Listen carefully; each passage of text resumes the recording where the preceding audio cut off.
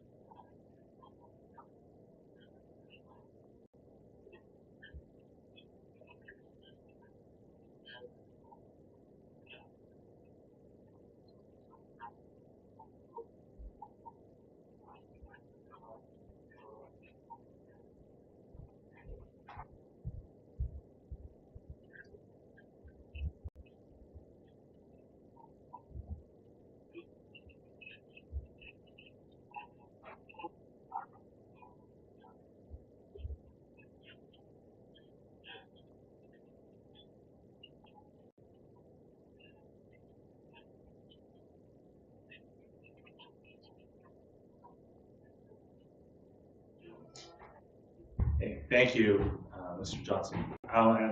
Sorry, I don't know who you are, and introduce yourself and start talking. Let us know what's going on. Chris Crowell? No, just kidding. Yeah, we know that. I tried. My name is Gary Maleka with True Consulting. I'm a community planner with True Consulting. Some of you may have remembered, if you remember, I was here about 2 years back talking about DCC bylaws then. And so I'm before you again to sort of a refresher for some and some new information for new council members. So with that in mind, you guys can hear me okay from there? Yeah. I'm usually pretty good at projecting. Okay. Great. No one's ever said I've been quiet. So if we can go to the first slide, please, or the next slide, please. So just to, again, touch on what DCCs are, or direct development cost charges are. They're a mechanism available to local government to help pay for capital costs with respect to installing infrastructure, and the installation of which is directly or indirectly related to community growth. Next slide, please. So with regards to DCCs, they cover a number of areas with regards to development. As you can see on the screen, it covers transportation infrastructure. You can cover sewage infrastructure, or sewer infrastructure, water infrastructure, as well as drainage, and parkland acquisition and parkland improvement. The last one on the screen before you is relatively new. Bill 46 that the province put through last fall added some new elements to DCCs and came up with something also called ACCs. So one of the changes that came out of Bill 46 was now municipality can look at adding costs for fire protection infrastructure, police infrastructure, as well as solid waste and recycling infrastructure. It doesn't include vehicles for all those additional activities, but the infrastructure required, and to some extent some of the equipment required for that, can be included within DCC cost. Next slide, please. So just to quickly touch on what some of the DCC elements that are not covered, so there's some clarity. Local road and utility servicing, operation and maintenance of municipal infrastructure or parkland.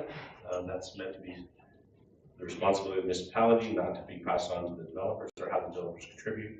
New and upgraded works needed only for the existing population. Again, DCCs are aimed at having the developers and future development pay for that component, not pay for existing infrastructure.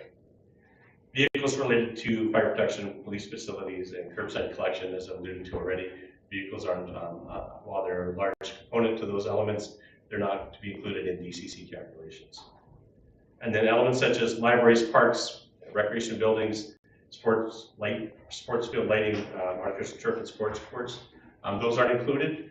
Now, some aspects of those are now captured in what's called the ACC component, but we're not here to talk to the ACCs, we're just here to talk to DCCs at this point. Could you, for the audience, could you just say what ACCs are, please? Lights aren't working. Like, so we're gonna talk loud. It's not there. ACCs, just a Sure. definition, thanks.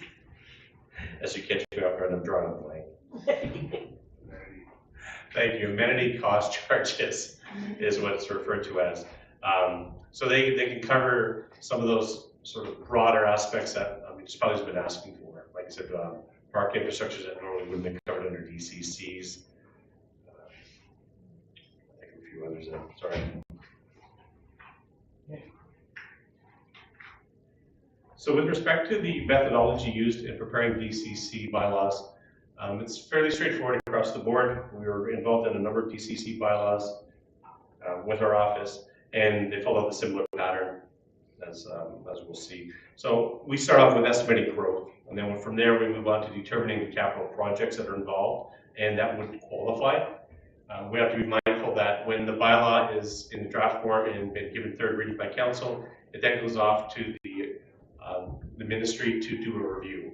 So in the case of DCCs, they'll review it. ACCs, they don't have that sort of mechanism for looking it over and doing a peer review, if you will. But in the case of DCCs, you have to be mindful that everything we're doing along this sort of path of methodology can be proven out and can be, if challenged, can be explained. So that, again, determining the capital projects and how we determine what the contributions are. Establishing the benefit allocations. Again, the difference between the existing community and the future development, we establish that, how that percentage works. Then we move on to municipal assist factor, and this is one mechanism that the municipality has available to them to help sort of soften the blow, if you will. In some cases, you may find some projects are significantly steep, and by playing around with the municipal assist factor percentage, the municipality can show that they want to encourage development, therefore they'll carry some of that burden in order to make the project maybe be more palatable.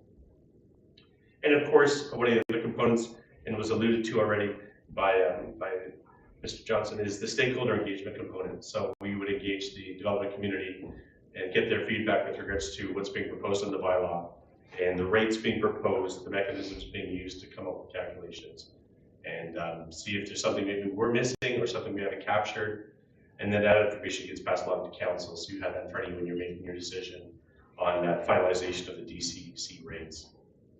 And then finally, once the DCC bylaw is in a form that council is comfortable with, you will do the adoption of it. Again, it goes to third reading, and then it goes to the inspector of municipalities after that for their review and sign off. And then if all goes well and everything meets what the inspector's looking for, meets what council's looking for, you have yourself a DCC bylaw. Currently, you're working under the 2014 bylaw. And we did work with you in 2022, 2021 to come up with a newer bylaw. And so it's sort of a work in progress. So we've been looking at that over the last week and a bit. Next slide, please. So more particularly, with regards to what we're referred to as the bylaw 274 2022, we've had about 2 years go by now since that bylaw was first put together by ourselves. Since then, we have seen population changes in the community to the betterment, about a 2% increase over the previous year. We will also need to look at the collection timing and for low density residential. We initially had come in and suggested that we collect it at the building permit stage.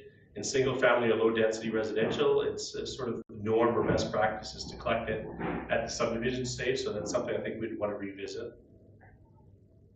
We want to make sure that we capture and are clear around when DCCs are collected for manufactured homes. That language isn't in the draft bylaw that we were working with, but it's something that I think in discussions with the staff is something we want to make sure we capture in the product that goes to council for final approval. And then another component is updating construction costs. 2 years have passed, construction costs continue to escalate. The expectation would be, whether it be from council or the community or staff, especially from the inspector, is that if the costs are going up and we haven't looked at those numbers in the last 2 years, we might be doing everybody a disservice. So we want to make sure that the bylaw we bring forward has the most current construction costs available to the municipality. And as the interim CEO alluded to already earlier, is we want to introduce an area specific charge for the Park Drive lift station. That's again something that wasn't captured or considered back in 2021, 2022, and is now before us. So we've done some initial cost estimates, and we've been working on that. So we want to incorporate that into the new DCC draft. And then that may or may not mean we want to revisit municipal assist factors. We'll talk about it briefly with what the current draft has. So that's something we'll take a look at. And then finally is adding a 3-year review to the bylaw. It's imperative with fluctuations in construction costs that we want to have the bylaw come back, even if it's for a low-level cursory look at it to make sure costs are still on par with where we think they are, or if there's been major elevations in costs or declining costs, and keep the bylaw relevant. What we're seeing in a number of municipalities is some of their bylaws are 10, 15, 20 years old, and I think we could say that's probably a disservice to having a DC bylaw that's that outdated. If anybody's been tracking costs and inflation over the last 5 years alone, you're missing out on potential funds that can be collected as a result if you're staying on top of the costs. Next slide, please. So just for those who, in terms of background, if you haven't been following along what has transpired with the bylaw, the 274/2022 is right now in June of 2021, True Consulting was brought on to update the bylaw that you have in place now, which is 127/214. In the October of 2022, Council gave bylaw 274/2022 3 readings. We presented, I believe, in February of 2022, the draft bylaw for consideration for Council, and we did some amendments and tweaks to it. And then again, it was brought back to Council in October 2022 and given 3 readings. And then it's my understanding that the bylaw came back on March 7th, 2023, and I believe the resolution was worded something to the effect that Council reconsider bylaw 274/2022, and I think it was pertaining to the schedules being missed out in the original bylaw, so they were brought back to make sure the schedules were added to the bylaw. And then on April 25th of 2023, the Inspector of Municipalities provided a response to the bylaw. So the bylaw was provided to them for their review. They provided a response on April 25th and had a few elements and questions they were asking, but nothing that was significant, I guess you could say, in terms of, well, we have to do a complete rewrite, we have to go really look at some numbers. So again, in 2023, the inspector did look at it. And then we're here today to basically take another look at the old bylaw, if you want to call it 274/2022 an old bylaw, and update the numbers as I've alluded to already, and update some of the other assumptions to make sure it's current. So when Council is looking at the bylaw, it's current as of the day they were making a decision on it. Respecting the 2-year lag that's there now. Next slide, please. I'll be quick on the next couple of slides. Some of this is just pretty rudimentary with regards to DCC bylaws. It can be set up as a build-up program or a revolving program. In our particular case, We went with a revolving program on a 10-year time frame. Memory serves, that was consistent with what the current DCC bylaw was doing as a guideline. So everything's based on a 10-year horizon. You will see that in the draft, and then as we move forward, that everything's based on a 10-year horizon. Next slide, please. I talked about municipal assist factors earlier. In most cases, municipalities kind of stick around that 1% municipal assist factor. So it's a little bit of a bump to, well, let me put it this way, as it's alluded to in the notes. It's mandatory and required to be a minimum of 1%. So a lot of municipalities will go up to 1%. And if there's certain infrastructure that they feel they want to help assist with, in the case of development, they will do so. In the draft version we have for 274/2022, Council of the Day, in the terms of the water supply, determined that an assist factor of 60% was appropriate. So again, when we're coming back with the new information for the sanitary, we'll revisit all the municipal assist factors and see, okay, is it 60% for water and the 1% and 1% for parks acceptable and still makes sense? And does the sanitary stay at 1% or does that need to change based on the new numbers? Next slide, please. In terms of time of collection, for the most part, collecting DCCs for most of the uses are done at the building permit stage. So whether commercial, industrial, institutional, pretty straightforward. It's based on gross square footage, and it'll be collected based at that point in time at building permit when we have that information available. We wouldn't have it in subdivision. In the case of single detached / duplexes, which coincides with your residential zoning, you would typically want to collect that in subdivision. You get that in your hands a little bit earlier because you have that information. You don't need to wait until the building permit stage, which could take many years for a community to build out or a subdivision to build out. And then in the case of bare land stratas or manufactured homes, you're looking at building permit as a collection mechanism, because you won't necessarily know what the unit count is at the subdivision if you're dealing with a bare land or manufactured park community. Next slide, please. I won't delve on these too much. They're going to be hard to read on your screens, but these are maps that have come out of the current draft version that you have, the 274 version, and they just capture the different projects. In this case, these are water projects that were identified. We don't anticipate there being any new additional projects added between what was done in 2021-22 and now, but this will be the map that we'll be bringing back in the updated version of the bylaw. Next, please. The one map we do anticipate changing and will need to reflect the Park Drive lift station is the sanitary projects map. So the area highlighted in green represents the area in question that would be captured. And then those who are within the siphon replacement and gravity sewer, which is the purple line you see on the screen, that's a different catchment area, a different area, specific area, referred to as S1. Next slide, please. Again, these are the road projects. We don't anticipate any changes to this map or these projects. We will be updating costs accordingly, but there was no additional roads that we're aware of at this point that would need to be added to this equation. Okay, next slide, please. And same with parks. So we have a number of park projects that have been put forward by staff and council, and that's what you have before you. We are not aware or don't anticipate any changes to this map either, but I just wanted to share these maps with you. Be some sort of familiarity with them as we come forward in the months to come. Thank you. And just to give you some context with regards to your existing bylaw being 127/214, if you pay attention to the total at the end, not so much all the numbers in between, but it ultimately comes down to what the total cost would be for a developer who's coming in and being asked to pay DCC. So currently, if you're doing a single family house and your DCC charges under the current bylaw would be $7,210. Under the version of 274/200 or 2022, you're looking at an increase of that would bump up to $11,339, and that again captures the escalation of costs, how we're viewing the area, and our population projections, and how that growth for the next 10 years comes and plays into that. So that was the numbers for the 274/2022. We'll be revisiting all those and seeing what changes.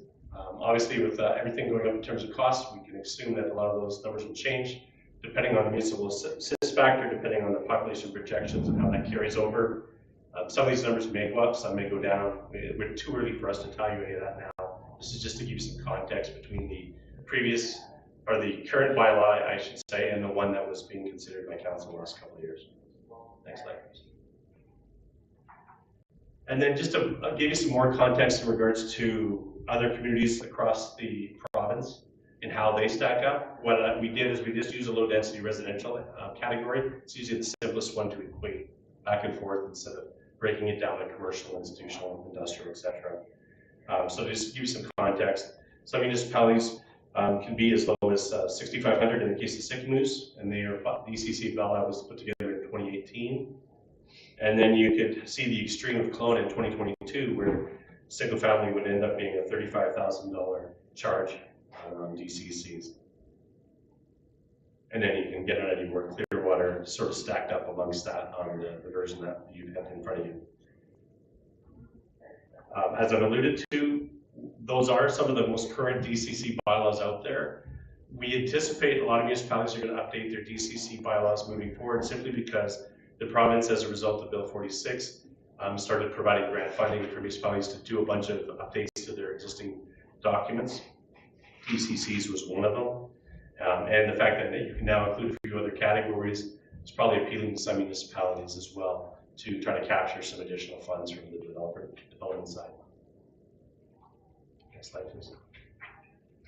So in closing, in terms of next steps as we see it, and this is again something we'll have further discussions with staff on how we're going to go through the update, is we'll be looking to amend the current draft of 274/2022, and that is a combination of many things, but primarily it's population projection to cost estimates, and then some other minor elements we'll be bringing forward. And then from there, we'll be bringing the amended bylaw to council for consideration and a full presentation of that nature. And we'd be engaging the community, obviously, to sort of take that feedback once we hear council's concerns, questions, comments, feedback, take it to the community, development community in particular. And then from that, we'd be coming back to council with the actual bylaw for consideration for first, second, and third. And again, finally, once that's done, then that goes off to the inspector municipalities to hopefully get their blessing. And if there's any tweaks that need to come out of that, we'll be making the tweaks and then bringing it back to council. So with that, thank you for your time. I'm happy to answer any questions you may have. Questions from council? Councillor Herring, for starters. Forgot about that. So first of all, you mentioned earlier in there with the capital project list that there's sort of a 25-year and a 10-year horizon that people use. Am I understanding that right? Are we currently using a 10-year or are we currently using a 25? If memory serves me, we're using the 10-year right now. So we try to stick, if we can, let's just some serious issues with the previous DCC bylaw. We try to stay consistent. That way, it's from a staff's perspective, to a community perspective, it makes sense. I think the point I'm worried about is perhaps as part of this review, we need to revisit that capital project list. My concern is done our 5-year financial plan. I want to see how many of those projects, if we plan 50% of them, then yeah, we're probably likely to do these projects. But I'm looking at it and seeing projects on there that I think the likelihood of us doing in 10 years seems low, and we're charging people money to accomplish these projects with less than, likelihood that we're going to be able to complete them.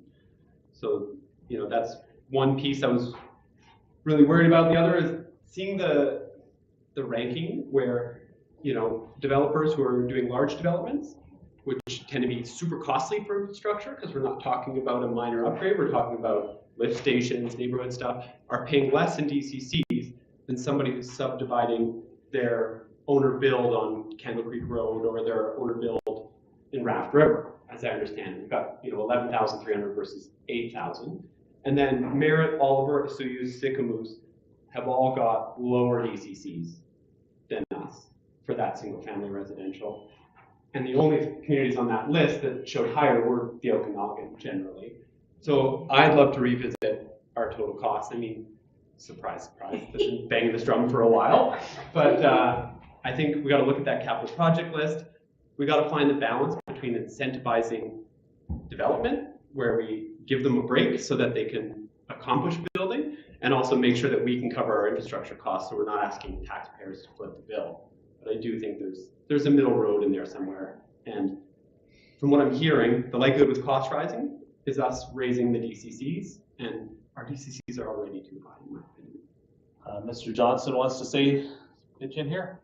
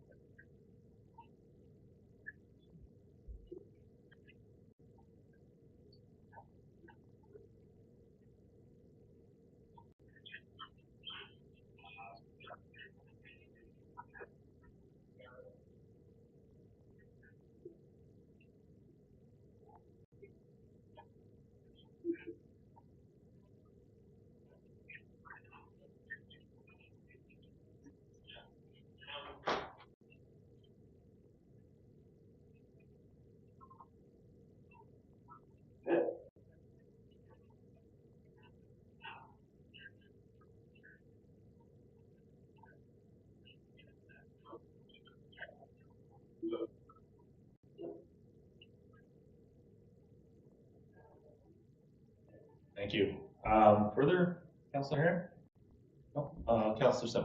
So this question has always been a conundrum, and it just seems like DCCs is like the Matrix or something. So is it a philosophy? Is it like, do we grow and therefore it's the infrastructure, or do we support just small development? Like, is there a philosophy question involved in this? Yeah, so for me, the options other than charging DCCs to people wishing to subdivide / developers is that the general taxpayer, we spread out these costs over the general taxpayer or a balance of the two. The municipal assist factor is essentially us deciding how much the rest of the tax base is going to pay for these things. And we're headed into 2 elections this fall, which could radically change the grant funding universe of Canada. If at the very least, probably things like Canada Builds would probably be put on hold potentially for a couple of years, if not completely eliminated, depending on who's in government. So, you know, we're not deciding necessarily, we're deciding 2 things: how much developers pay, and I really do, you know, having been down this road before once, collection of DCCs at time of subdivision makes a lot of sense. Because some of the projects we have going forward here could be up to 400 lots total, more than 400 lots total. We'll have to build the infrastructure for that, but if we did it at the time of building permit, and building permits are 20 years out, we're basically borrowing on behalf of those people for 20 years worth of risk. Because they could decide, you know, the developers could decide to actually build nothing. After they get the subdivision and the pipes are in the ground. So that's part of it, but yeah, so the municipal assist factor, I think, is the mechanism for encouraging development, and it's what we set that municipal assist factor at. That said, if we set it too high, we're putting that burden on everybody else, existing taxpayers. So we have to play that balance there. That's why I'm assuming a lot of communities are at the 1%, and we've done the 60, or we have on the books the 60 for water, or for water that we came up in the past.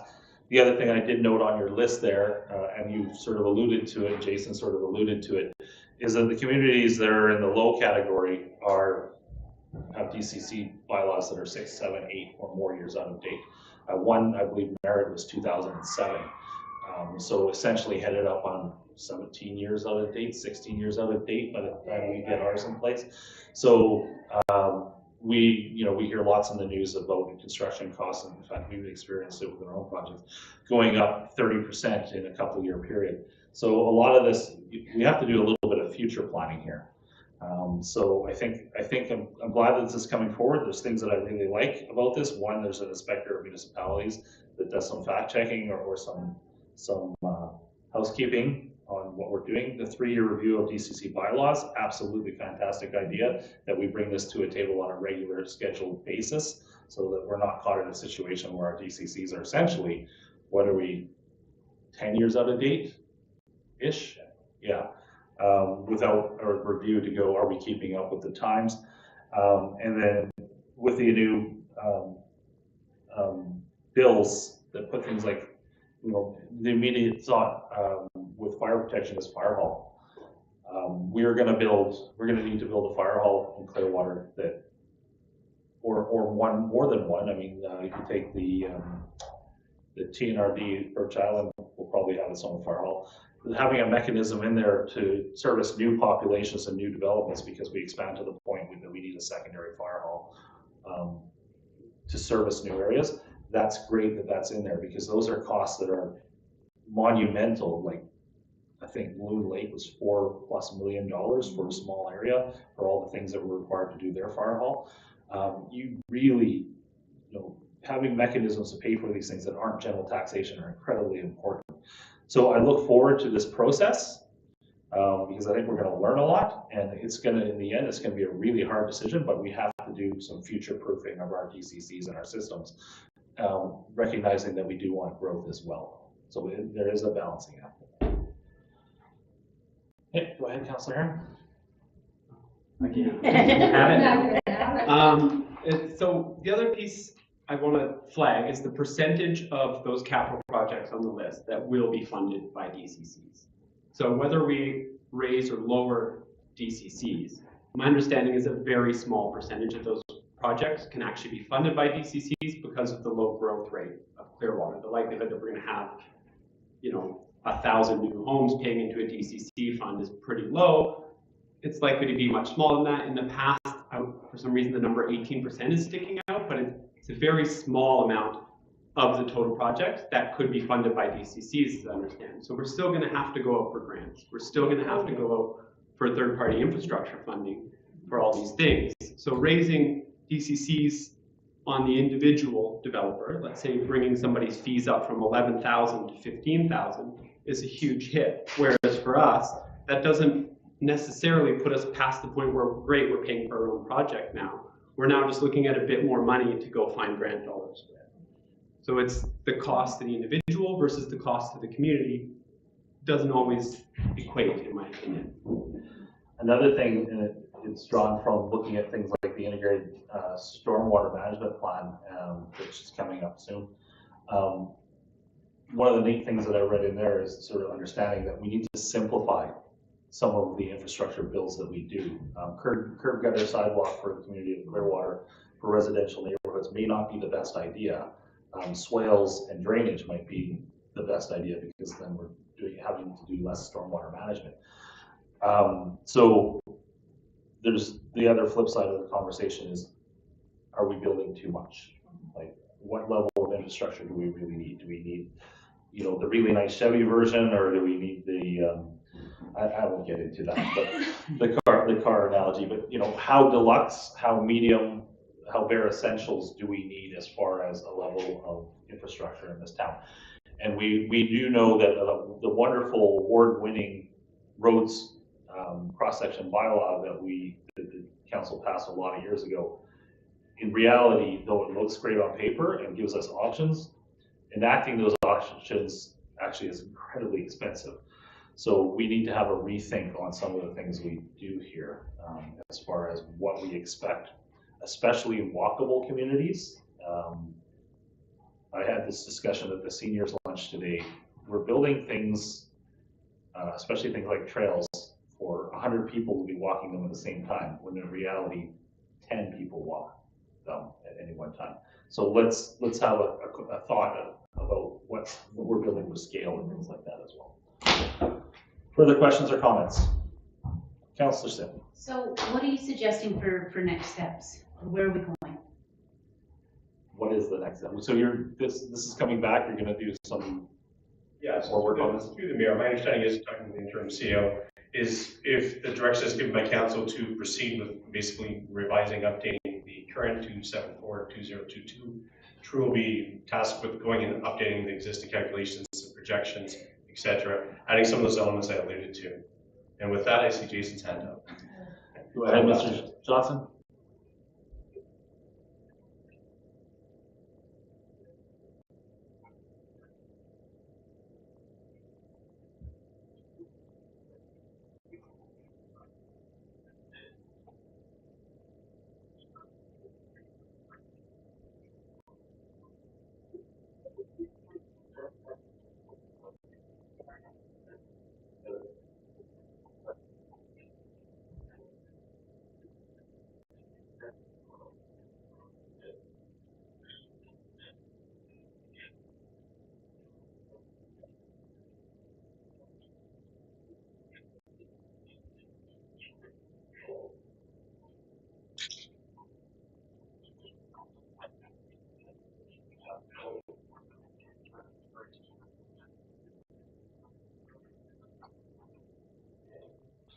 Thank you.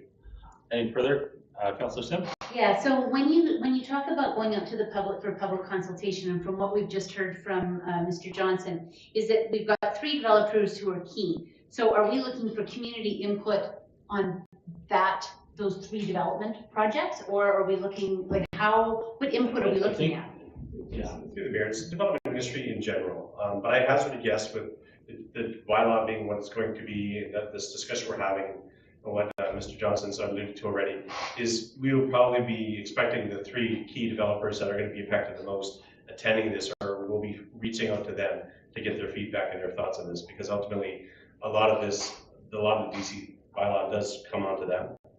Smaller community, you don't have a plethora of developers, we have a small group, so we'll reach out to whomever is out there, but I suspect we'll be having some pretty good conversations with those 3. So it's essentially targeted at the development community, but because we also, Mr. Johnson, did you ever hand up? No. Okay. Okay, me too. So essentially, development community, there will obviously be people that have single lot subdivisions that this may be of interest to them in the public, but for the sort of old established neighborhoods, this may not be of interest to them at this time. Correct. Okay. But again, we would be recommending an open house that would be open to everybody, but our focus would be on the development industry that is going to be paying the brunt. Thank you. So my final question on that is, so with that consultation, does that answer the question that people have been asking, is what's the holdup? So when you have With moving developments forward? yeah, like, because if you want to consult, that's kind of the question, what's the holdup? Will that be done, or are you looking for specific projects? And I tie on to Councillor Herring's comment about, is that list too long? So, like, where are we narrowing, where are we expanding the conversation? Through the mayor, that kind of question is something I would encourage council and the mayor during the open house attend. Hear from the development industry, because those are questions, a sort of broader question I think you're asking, and not just sort of specific to the DCCs, or maybe other elements at play here other than whether the DCC is too high or too low or just right. So when we do have the open house, I would probably recommend that if you can, definitely attend and get the ear of the developers on where they think things may or may not be working properly. And to this, we're seeing this for the first time, we're having this conversation for the first time. Take it home, percolate on it, bring your feedback through the CAO after you've had a chance to think about this as well. It's an awful lot to take in and accept at one thing. Mr. Crowell, you wanted to say something as well? Afternoon, everybody. Just to touch on a couple of things, I think the existing population was 89%. I think you said 17. I think it's 89 in the draft bylaw, 89 and 11. So 11 for new population. Generally speaking, the catchments aren't the same from sewer compared to water and whatnot, so it's not that black and white. That's roughly. So to your point, for municipal-wide collection, we're talking about 11% of the project costs. So it is important that the general public be involved in the public engagement. Okay. They're on the hook for for municipal-wide ones for the first 89%. Okay. We can look at the existing list. You talked about 10-year versus 25-year. What you do is you try and figure out your development projections over, say, a 10-year horizon, which is kind of best practice in terms of having some certainty on design criteria, regulations, funding opportunities, where growth is going to occur. I mean, if we would have said in 2014, you look at Bill 44 and 46, somebody would have said you're crazy, right? So that kind of protects you against going too far in the future. From there, you look at what projects will be applicable to growth within that horizon. So that it's not like the list in DCC matches the project list in, say, an infrastructure master plan. So it's important to differentiate between the two. Not all projects are even DCC fundable. On the hold-up side of things, Councillor Sim, through to your question, the size of the developments being proposed in comparison to the existing infrastructure and frankly what it was designed around, specifically as relates to the sewer, like that existing lift station force main was originally designed just to service the hospital. It was funded by the hospital. So it's part of this is trying to basically orchestrate a funding arrangement and a cost sharing agreement.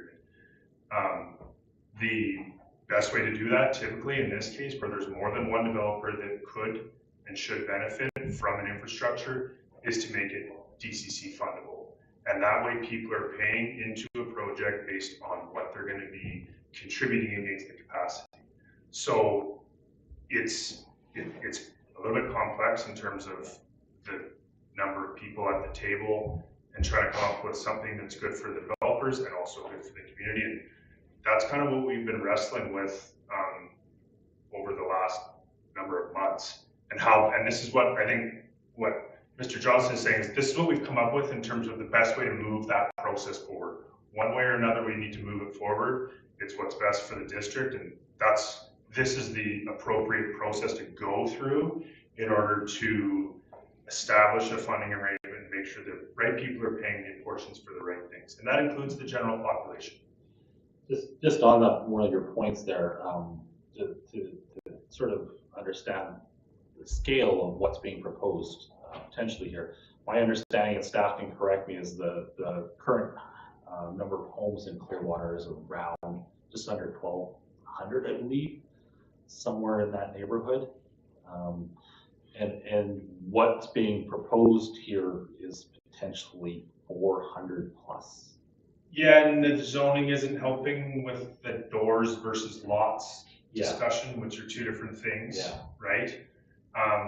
And the number of people on the sewer system is actually significantly less than the number of lots in Clearwater. Yeah, So that's it's the other actually- thing. So service, if you were to take the number of the 1,200 homes, and I think that comes up with assessments, Yeah. the number of those 1,200 that are actually, I think there's only what 250 or 280 or something. Yeah, it's Serviced by sewer, and the 400 potential plus minus that are proposed here will all be serviced by sewer and water and everything else. So we're looking at basically, as far as our infrastructure, almost doubling what we actually, or even more on sewer, what we're currently servicing.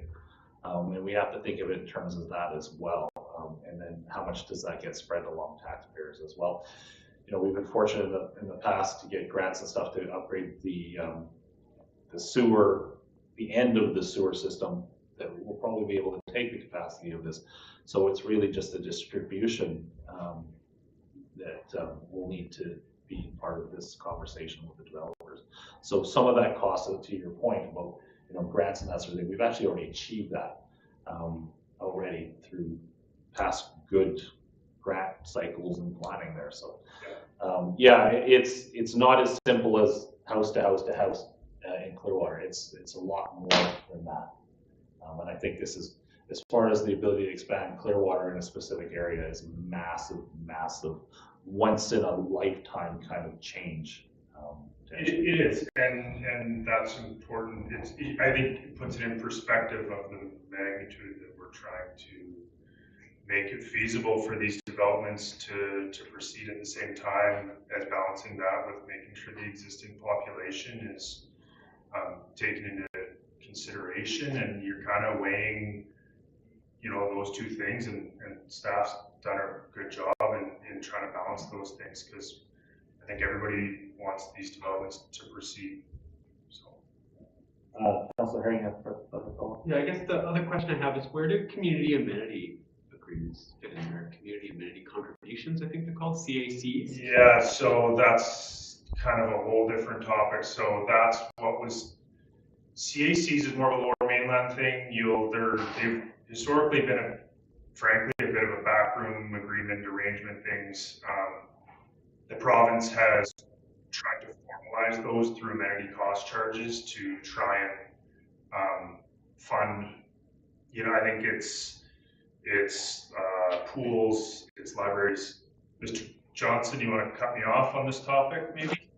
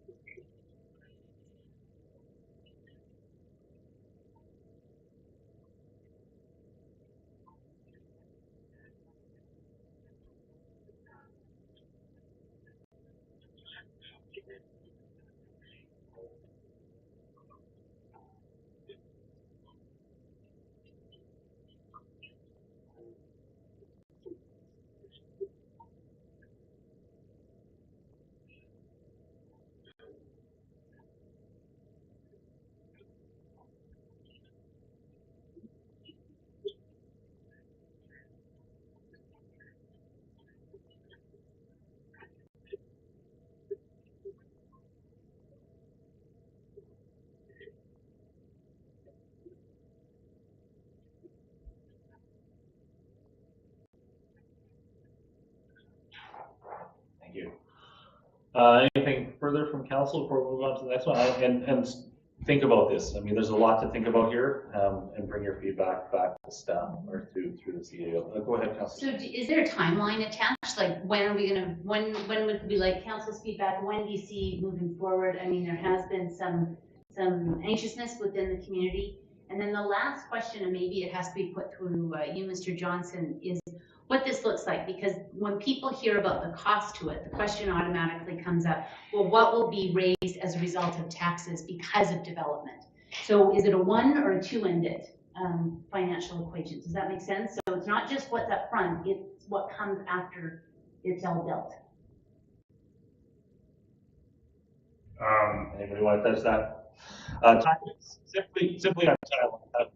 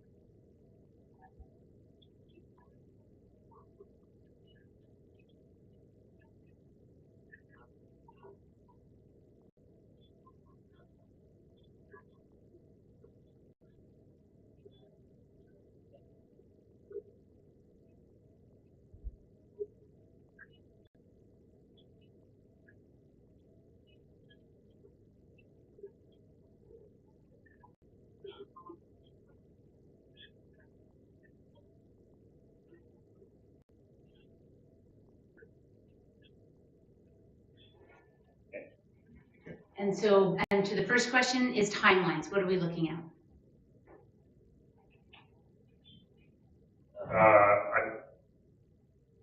This would be something we'd want to be bringing back before the end of the year, or that way. Is that, like, Yeah, I no, that's don't good. really want to pick a week or a month type thing, but No, this is no, like, and it because would be what active. It So would if be- you want the end of the year, then that means council's got to come back with, their thoughts. So I'm just trying to piece that together. I think if council can submit their thoughts between meetings Okay. and have that conversation by the next meeting would be great, but I see Mr. Johnson's hand up as well. Oh, you're off mic.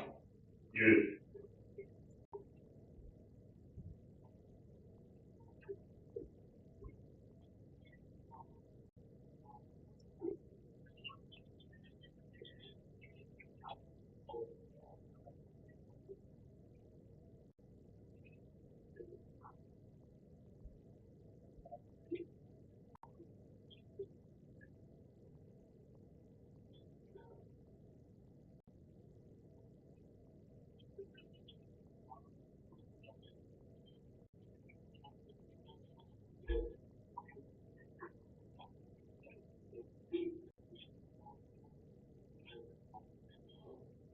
Thank you.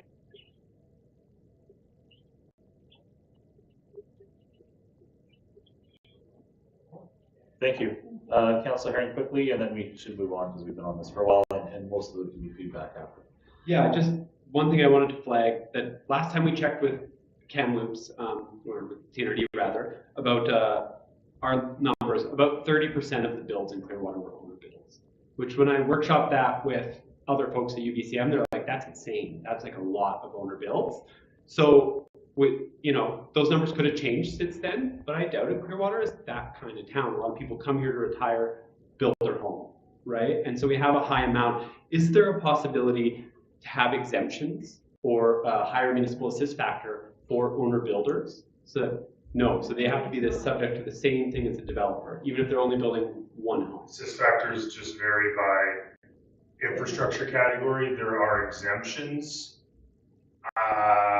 To be honest, off the top of my head, I don't know the process or policy around exemptions for things like affordable housing or things like that.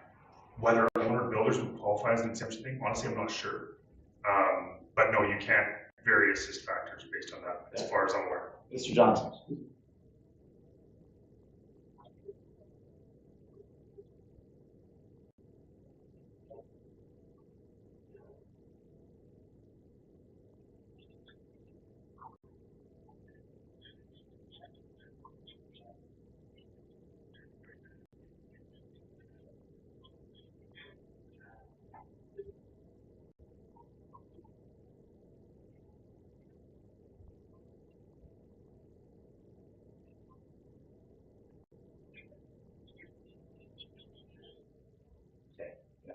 Yeah, that makes a lot of sense. And it also puts the resources, the collected fees in the bank, so that we can get ahead of these things, which has been a huge problem. This is pretty much the problem we have right now.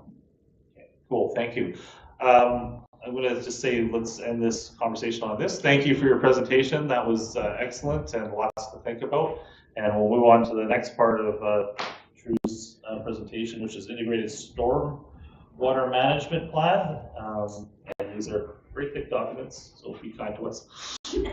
Introduce yourself and fire away. Oh, Jonathan. Yeah, thank you very much for having me. I'm Jonathan Lucky, and I actually really enjoyed the DCC debate. I did that at my former job at the city of Kamloops quite often. Actually, Chris and I would butt heads on DCCs and when he was putting a developer hat on. But yeah, I'm not here to talk DCCs. I'm here to talk storm and flooding and general water resources. So yeah, we'll talk storm first, and then we'll get into the flood risk. But yes, John Lucky, lead the Water Resources Department for True, and we're working with various communities around the province, working on their flood risk. Just what's going on with climate change these days. Sorry, just before you get going, is there a current provincial requirement that we be doing this? Like, is there been a push to have, it seems to be rattling around in my head, to have stormwater or flood plans in place so that we can qualify for them? The province is pushing climate-related risks, so there's a lot of funding programs. So they are pushing to say, hey, we really need to get a handle on you know, this trend of increasing storms. So there's a lot of funding that's being put into it. So there's not necessarily like a requirement to do it, but an encouragement. Okay, sorry. Sorry for interrupting. Yeah, no worries. Next slide.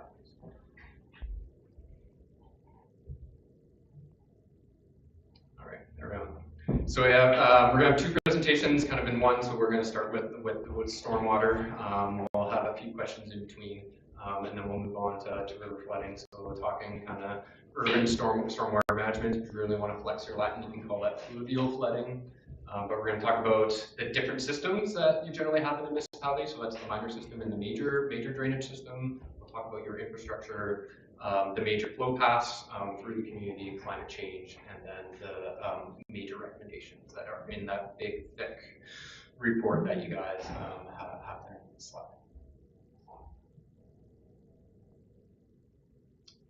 So the minor system is generally what people think of the storm system. So that is driveway culverts, that is catch basins, that is storm sewers. Really, that system, it is the minor system. It is to deal with nuisance flooding, essentially, is so that pedestrians don't get splashed with cars, and when you're driving, you don't send big plumes of water out there. So it's just to deal with that very small flooding. So it's not about the damage, but that's what most people think the storm system is about. But there is a backup system generally built into municipal systems. If we could go to the next slide. And so that's the major system. So with the major system, your roads are actually designed to flood. So that gets into the road design. You really want to pay attention to your low points in those roads and have safe escapes for those. So that is street conveyance, that's overland drainage routes, that is your channels, your creeks, major culverts, ponds, and natural streams for that. Just through the history of development, major systems typically have paid less attention to. So engineers have generally focused on the minor system, placing catch basins and manholes, because there's really good criteria. On the major system, even though that's the one that causes the damage, has had less focus historically. So we're trying to bring some of those major thinking back into consideration. Next slide. So the first step was to go and look for the infrastructure. So the originally mapped infrastructure for Clearwater was there wasn't much there. We kind of knew that there was infrastructure out there, so we scoured the community. So we did that both digitally by kind of using some of the terrain analysis that we can do, and going out there in the field and trying to find as much as we can. So we actually improved your mapping quite significantly. And found a lot of infrastructure that wasn't originally mapped, so that's over a win. We know we didn't get it all. There is more out there for sure. So that we found a lot more with Plan Your Asset Management, and now that you know about it, you can take care of it a little bit better. So next slide. So going through the pictures, this is some pictures of general infrastructure. So that's one culvert we found. It's an MOT culvert. It's actually, you don't own it, but it's a fairly substantial culvert. We found issues kind of on the edges of roadways where the shoulder gravels are kind of eroding away and then impacting the ditches. So those are two slides there. Next slide. And then you can see there we got a culvert on the left, and it's partially plugged. That is actually an MOT culvert too. And then you can see a manhole, and then a fairly newly installed dry well, which is that asphalt apron on there as well. Next slide. So getting the major flow paths on the screen here. This is really hard to see, but we've used the available LiDAR that's available here, and we've processed that to basically have the computers tell us where the major flow paths are. So getting LiDAR is a game changer. That's how we were able to find. Yeah, this is impressive. Yeah, it's how we were able to find a lot of that infrastructure. So we use this digital analysis to basically target our field reviews. So that's how we were able to find it. So there's a lot there. So it allows us to basically say, okay, where is the water going? Previously, before the LiDAR, it was really hard to tell because we just didn't have the details. So we got a lot more detail. We can make better decisions on that. Next slide. So getting in your major flow paths, and as you zoom in to say, hey, you can't really see that at that macro scale, but you zoom in here, and so this is the DEM, so the digital elevation model from the LiDAR with hill shading allows you to visualize. You can see how water moves and you can see through that part that there is a fairly decent channel that you would never pick up on in another mapping. So there you can see historically water has always gone there. So that's how we're able to visualize this data. So in a case like this, I know Councillor Bratton was on one of those lots there, but is there an actual existing stream there, or is it specifically the culvert there for stormwater runoff that's shown on there? Because I've never even noticed that there would be water there. So. And so we're going to kind of get into that. So yes, so one of the issues with Clearwater is that as we're doing this overland analysis, and because of the amazing soils that you have, water just disappears, and so you really haven't had drainage problems because you've got amazing soils, and your intensity development is rather low. So you would only see water in this during like the most extreme type storm or snow melt.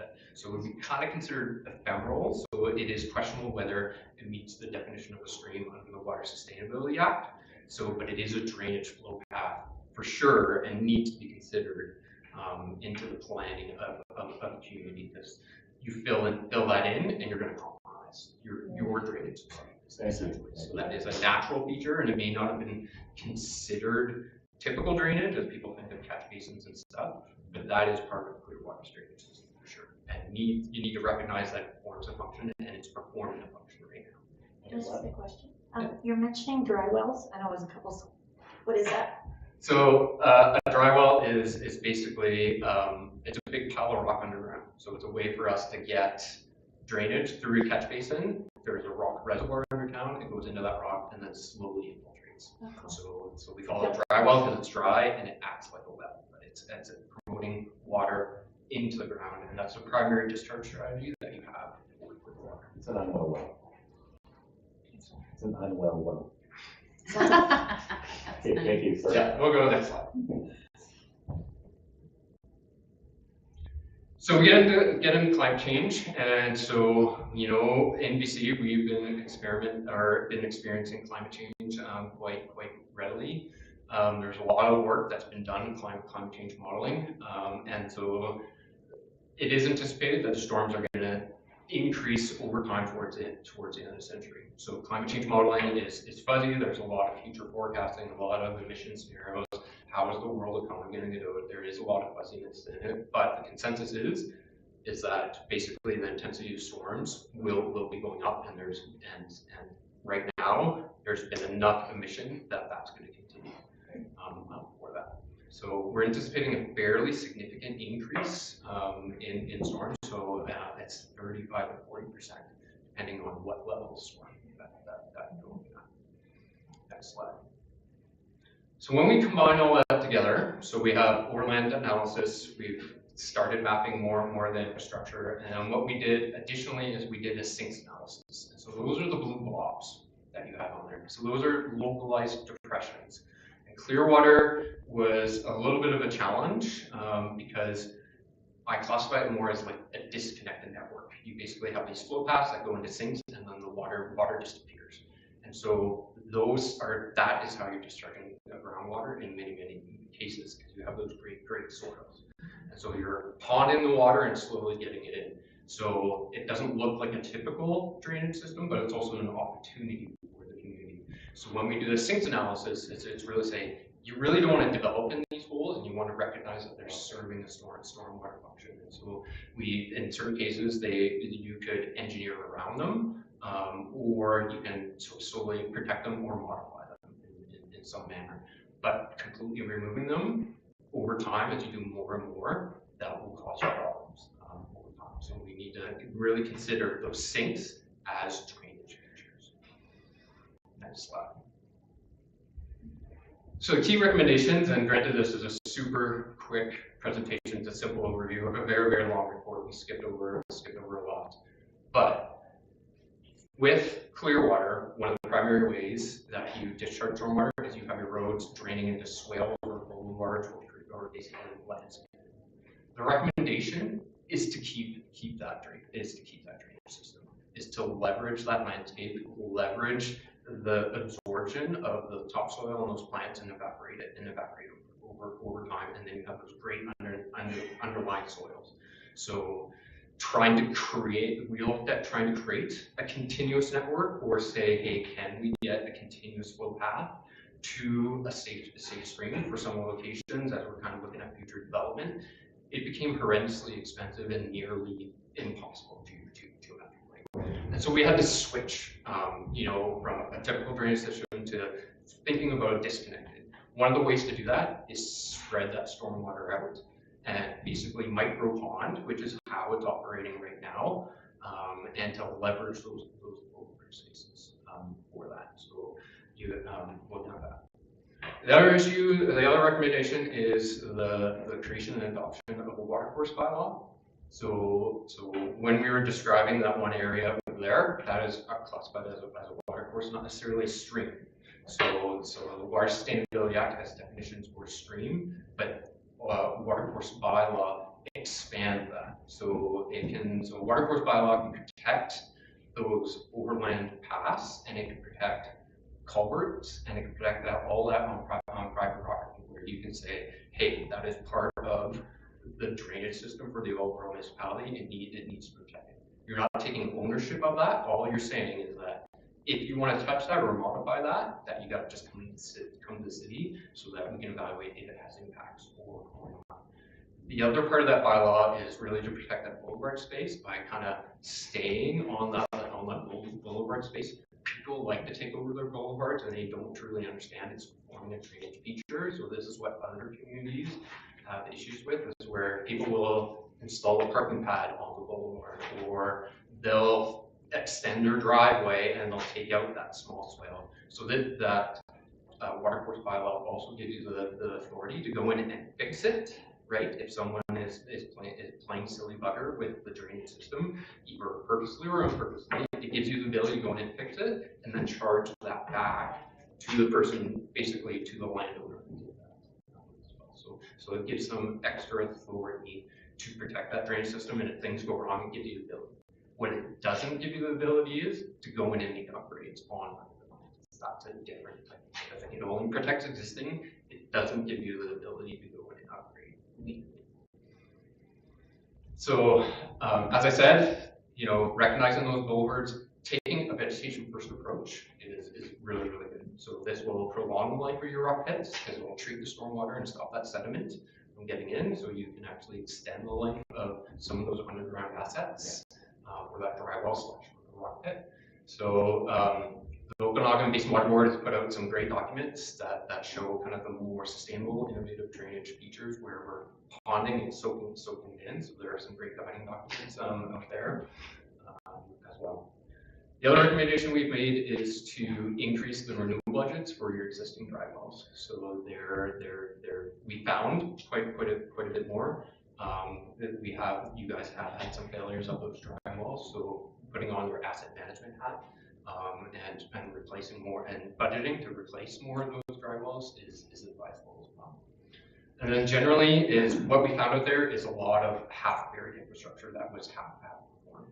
And so increasing those levels of maintenance and stuff, one of the primary reasons is drainage is kind of the last utility to get taken care of. It's kind of a chronic issue, but it's also because there's less mapping and it's a little bit fuzzier than some of this harder infrastructure, especially when you're going more of a green approach. But really focusing on those on the shoulder gravels and really grading those off and stuff, that will save a lot of your headaches that you're having there. And so after that winter and you get that small windrow and then you get that drainage path right on the edge of that asphalt, that to me is the majority of the damage that you're getting in here. So really concentrating on that. So that usually pushes a lot of people into curb and gutter, right? But you're really kind of pushing the problem somewhere else. Yeah. So we'll go to the next slide. So in that, so one of the other recommendations is to update the subdivision development control bylaws, because it really is a change in strategy from what your design criteria is saying right now. So the design criteria did have stuff in there about the minor system. It focused mainly on the minor system. There is stuff in there on the major system, which was provide a safe overland path. But when you have a disconnected system, there is nowhere for that overland path to essentially go. So we got to think about that and leverage basically how clear water drains right now. It gets into these sinks and ponds, and we can engineer that. And so the major shift in the subdivision development bylaw is let's keep our eye on that climate change and start building in a factor and counting that for future proofing. And then we, instead of conveying and providing a safer route for that 100-year storm or that major storm, let's pond it on site. Because you have those great soils, you have the ability, and it is feasible. That is a shift because most people think of catch basins, they want to get the problem off their site as quickly as possible. So it is a bit of a shift for people to think about that. But yes, in the other part of your bylaws where you're developing your road sections, is definitely let's update those road sections to leverage that whole water drainage for there. And so it's so much easier if you go with a rural cross section, and it's cheaper and it performs very, very, very well. As you intensify and you kind of want and you want or need that curb and gutter, you can definitely leverage boulevard drainage for that. We just got to change our thinking where we depress our landscaping. So get another slide here. So, and hopefully that tree will move down. Oh, we can go one back more. So it just means behind your curb and gutter, you depress your landscaping and then you allow it to go through. This means pretty much that your sidewalks have to be separated to really, really leverage that. So it's a different form. And so, but having that separation kind of dedicates that room and actually protects it if you want separated sidewalk, because people won't really pervade it in. So at least that's my experience with boulevards that have separated sidewalks, is people generally don't touch those. So it's only off rural sections that does. So granted, this is more expensive. You have to think about it a little bit harder. It requires for engineers who are used to curving gutter and catch basins, getting it outside out of mind off of the site as quickly as possible. It is a shift. Next slide. So just getting into some examples as you get into the intensity of what boulevard and drainage look like in an urban form. Granted, the rural form is a lot easier, a lot cheaper to do, but you can do it with zero escaping. You can do it with planter style. So depending on the level of intensity of your development, you can still fit this in. You just got to think about it harder. Next slide. So final comments on the storm. So your drainage system is actually very sustainable and very green. It's actually where other communities are shifting their focus to get back to. So, and you may have heard in the news, it came into the news quite recently with the flooding in Toronto. There is a big initiative called Sponge Cities, and that's what you have right now. It is that you have this great landscaping where you have that sponge, and that makes you super resilient. So you're there. I think you just need to protect it and resist the urge to go down the level of putting in catch basins, and then it does shift it. So and for Clearwater itself to build that in is really, really expensive to do that. So that by itself, by taking that sponge effect where you're soaking up the water rather than getting the water off, this makes your system really resilient to climate change.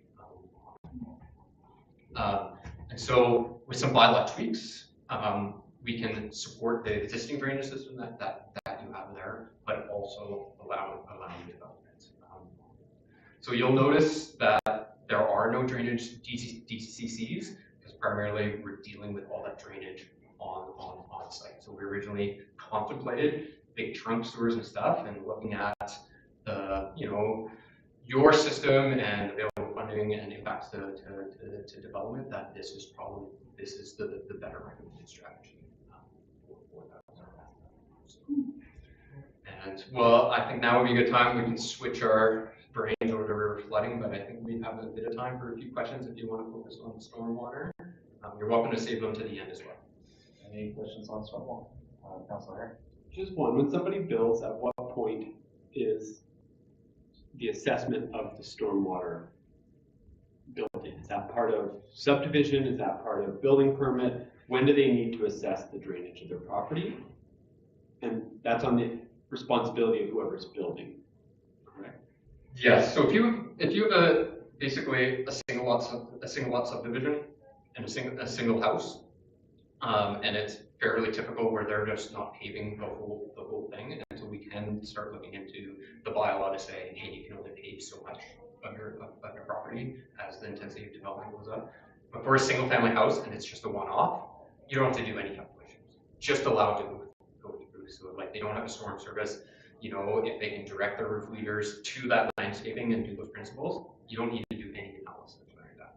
Once you get into those bigger developments, it comes down to the intensity of development. But when you look at bigger areas where they might be taking out some of these things, we're like, okay, we have some off-site flows coming in. So for bigger subdivisions, it's just going to become part of that subdivision process. And so you just basically say, to support the subdivision, you need to prove that you didn't have adequate drainage. Here's our criteria.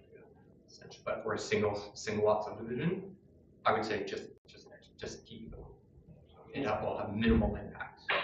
As long as you're not getting these single lot subdivisions, as I said, as they're paving the entire thing, they have a reasonable driveway, they don't have a massive footprint and stuff, but that's generally how it's developed. It is expensive, so it's good. Councillor Sim?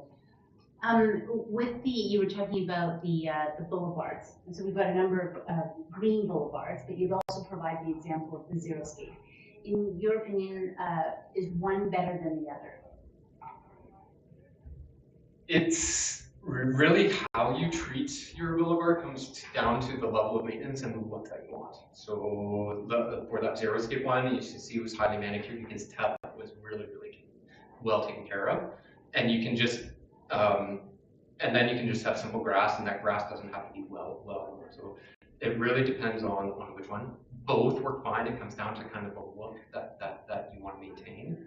Where I find the major issues, what cause most of people complain, is those shoulder gravels, right? So it's just that is that ponding on the edge, is that you just can't get that drainage off the edge. So there are alternative designs to do that. So you can not even install the shoulder gravels. So I look at the hospital, right? They don't have any shoulder gravels. They actually they direct all their water right into beautiful lawns. You could get rid of those shoulder gravels and really depress that. So there are other avenues to do that, but I would say that a rural section is going to be in your best interest because it really is the cheapest and more. Well, the thing is really the swale versus the xeriscape and naturally occurring grasses or planted grasses. Yeah. Right? But I think I look at a street like Robson Street, where we have had significant flooding in the past because of the way the neighborhood's been put together and those swales and stuff have filled in over time. We don't have that ability to do drainage or haven't had in the past. I like the swale idea for a lot of reasons, and especially in a neighborhood like that, because you do have the depression, you do have that wide space to collect that rainwater. It does go straight into the ground there, might take some time, even through grass, but it also leaves something which a lot of the people in this town want, which is their lawn area to go out to the gravel's edge of the road, and they sort of, like you say, they take over the boulevard, but a lot of them maintain the boulevard as well, but we just have to explain to people that if you leave that incline off your lawn, go down here and it comes back up your road, that's an awesome thing. I think a lot of people, with the way that we've built in the past, where we've dug a 2-foot ditch or a 3-foot ditch there straight down and decided that's how we're going to do drainage, that's where sort of the filling in of those and stuff over time has caused us a lot of problems, and Robinson Street is definitely one of those. So, yeah. And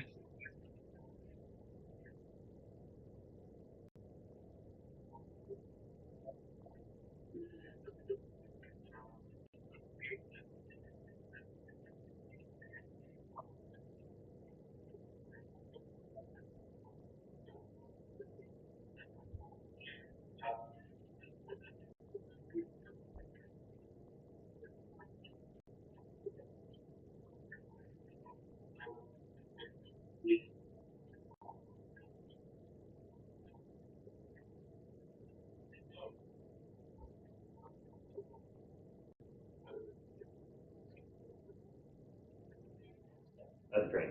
Councillor Pratt. There's two spots of concern that I have seen in the past with runoff rainwater.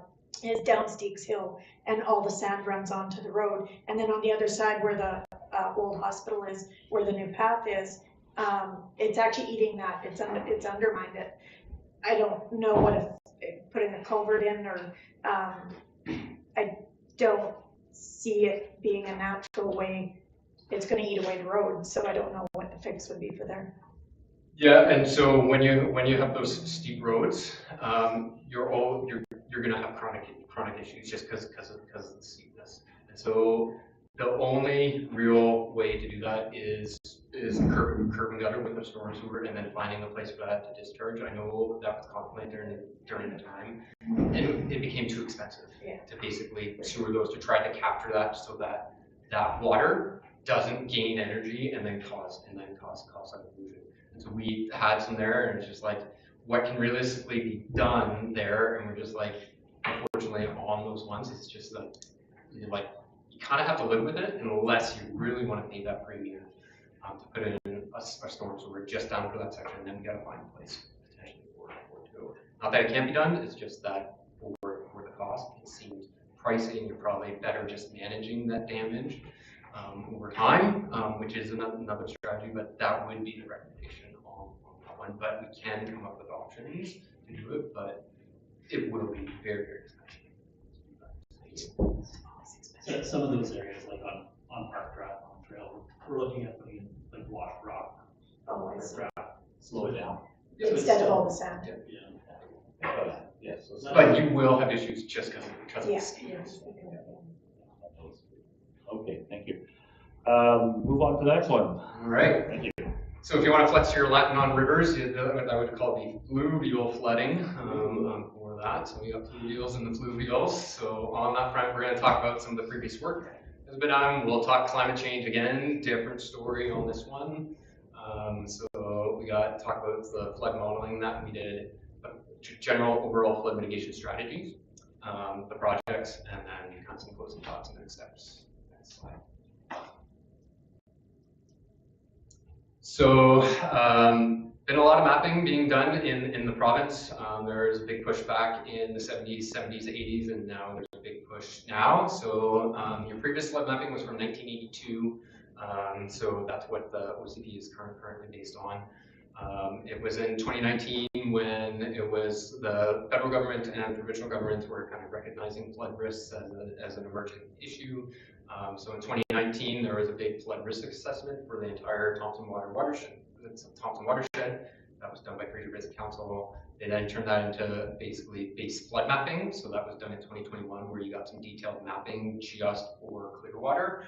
So and then in 2020, the base mapping was watershed wide, and then they went into detailed mapping after that. So detailed mapping was in 2023. So we're just adding detail as we go. So, and then in 2023, we did apply for some extra CPF funding to turn the mapping into a flood mitigation plan. And so as part of that, we had to extend the mapping that the Fraser Basin Council did just to cover the entire part of Clearwater. So with climate change, different process, different effects. Much more complicated because you're dealing with a massive watershed, and then you're dealing with weather from the mountains, which is super hard to predict. But generally, for general trends, temperature is generally going up. With that precipitation is generally going to go up, and that's coming more in the form of rain. Snowpacks are going down, so because we got more rain, we got less snow, and then the variability is going up. So you're getting bigger swings. So there's a new term that I've latched onto. I call it climate whiplash, where we're swinging from one side to the other. Where we're going from, you could go from -10 to like 20 degrees type thing. So you combine all those processes where you have less snow but potential higher temperatures and higher melt rates, and like what's the impacts to these watersheds. So all that gets thrown into a very complicated model and all this stuff, and we try to project it to the year 2100, and then we run about 18 different simulations on that, and then we do all the statistics. And after we do all that, that's the super simplified climate change analysis version. I could do an entire hour on the presentation. Climate change impacts on your rivers are not that much, mainly because the snowpacks are going down, that the potential increase in the rate of melt isn't there to offset the snowpacks. So there you got a tiny change. Totally different than than the rainfall impacts that you have, and different than other communities in here as well. So minor impacts, and so there is even justification to say no climate change impacts. We threw a little bit in there just to be conservative. Next slide. So we get into flood modeling. So this is the picture of the flood model. We use the LiDAR. We actually incorporate bathymetric survey where we survey the underpart of the river. So that's all that's in there. If we can click, that is a video to show you how that is flowing through. It's not showing up there. But obviously you can see this is the Strawberry Flats area. This is the 200-year flood event at the end of the century. So that includes a little bit of climate change. And you can see in there that dike at Strawberry Flats is holding that water back. Nice. So that's a good thing, but it doesn't mean Strawberry Flats is out of flood risk. So when we're talking with these dikes, that dikes are just as good as keeping water out as they're keeping in, and we've had some major failures, especially in the 2021 event, where dikes got overtopped or they breached, and it ponded behind there, and it held the water behind and actually exacerbated the flooding. So dikes are a catch. They work for the smaller events, but as soon as they get compromised, they actually make your flooding worse. Was that in Abbotsford? So it happened in Abbotsford, happened in Prince Aaron, happened in various different communities. But yes, their flood protection systems basically failed, and as soon as it just gets that, it's not a slow failure, it's like catastrophic. And that's the problem with dikes, is that they have catastrophic failures. So we would prefer to fail slow rather than fast on these failure mechanisms. So you're still not at a flood risk, even though it's super tempting to say, hey, that area is not blue. So if we go to the next slide on this one. Oh, maybe the video. So as we get in there, that's a profile, but what we do is when we have that flood level, we actually build a level of conservative, and we have to add freeboard. And so that's what defines your flood level. Because what comes out of the model isn't a solid answer, there's still fuzziness, and so we add a factor of safety to that. So that is built into the provincial guidelines. So we add a 0.6 meter freeboard or a 2-foot freeboard. And so yes, the dike is holding, but you're just hitting those limits on the freeboard. So there's certain sections that could be low, but at any time that dike could fail, and we have to contemplate for that failure. So yes, in the model it's showing it protecting and it's actually in good shape. You do got some minor risks with that. So this gets into that dike talk. But this is generally what dikes happen. So one of the issues with dikes is that people feel safe behind them, and so people want to live behind them, and then tends to development increases behind them. So that's a natural tendency where people feel protected, and then they get surprised when it fails. And then this could happen if you hit the next one. And so dikes can actually cause flooding in that area to go higher than it normally would in a natural condition. So that's exactly what happens, and that happens in many places in 2021. Next slide. So we pull all of it together. Here's basically, that's what goes blue in there. So you can see Strawberry Flats there is covered in blue, and you can see, and this mapping actually is very close to the 1982 mapping. So like in terms of your flood risk, it really hasn't changed to what you've been planning for already. So which is good news. There is a little bit increased area on the Clearwater River, just downstream of the Old North Bridge. So that did raise slightly, but not huge. Next slide. So when you mitigate flood risk, it is a cycle. So we've been going through the cycle quite a bit, just because of the number of the flooding. With each flooding event, we learn. So the key with this slide is that mitigating your flood risk is never done, right? So as you go through, things change, the climate science gets better, or the river shifts, right? So sometimes you can get an event that changes how we do this. But it is a cycle, so you're never done. Next slide. So your strategies, kind of boil them down. You can kind of boil them down to 4. for. So one is protect, so that's basically stopping the water from getting to your area of concern. You can accommodate, so live with the water there, and can you design something that you can allow that area to get wet but still use it? You can say, "Ooh, we made some bad decisions in the past and we actually need to move that stuff out of the hazard area."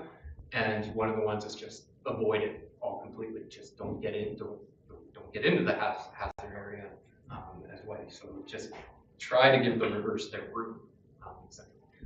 So this protection regime, which has been the primary strategy for basically all of North America for a while, is rearing its ugly head.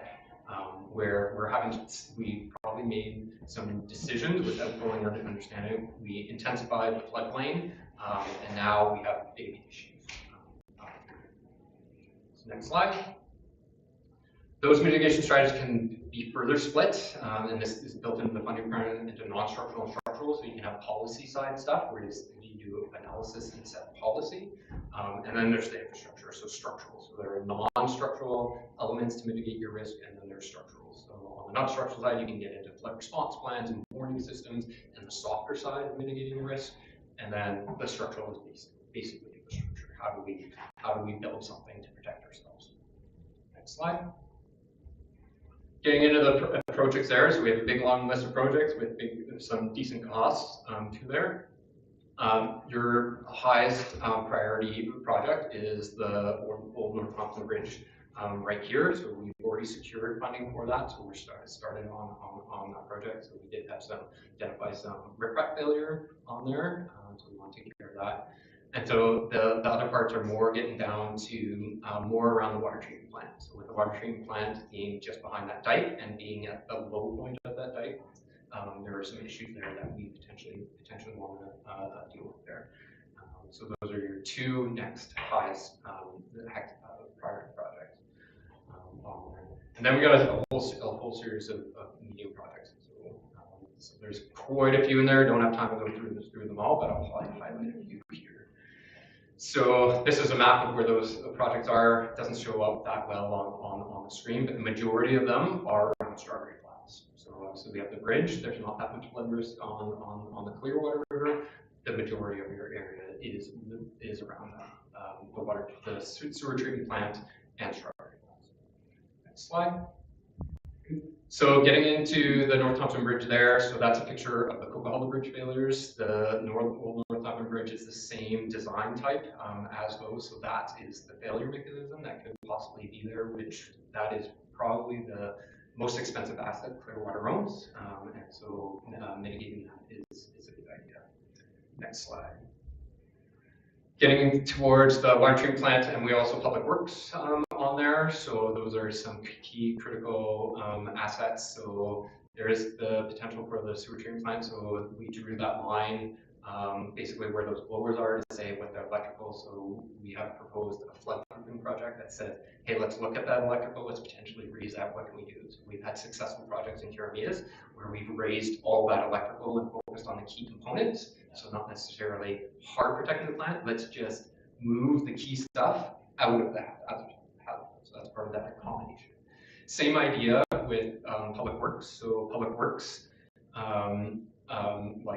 so I'm not sure exactly what's stored in the basement, but I'm pretty sure that there's probably some pretty valuable things in there that you probably want to move somewhere else.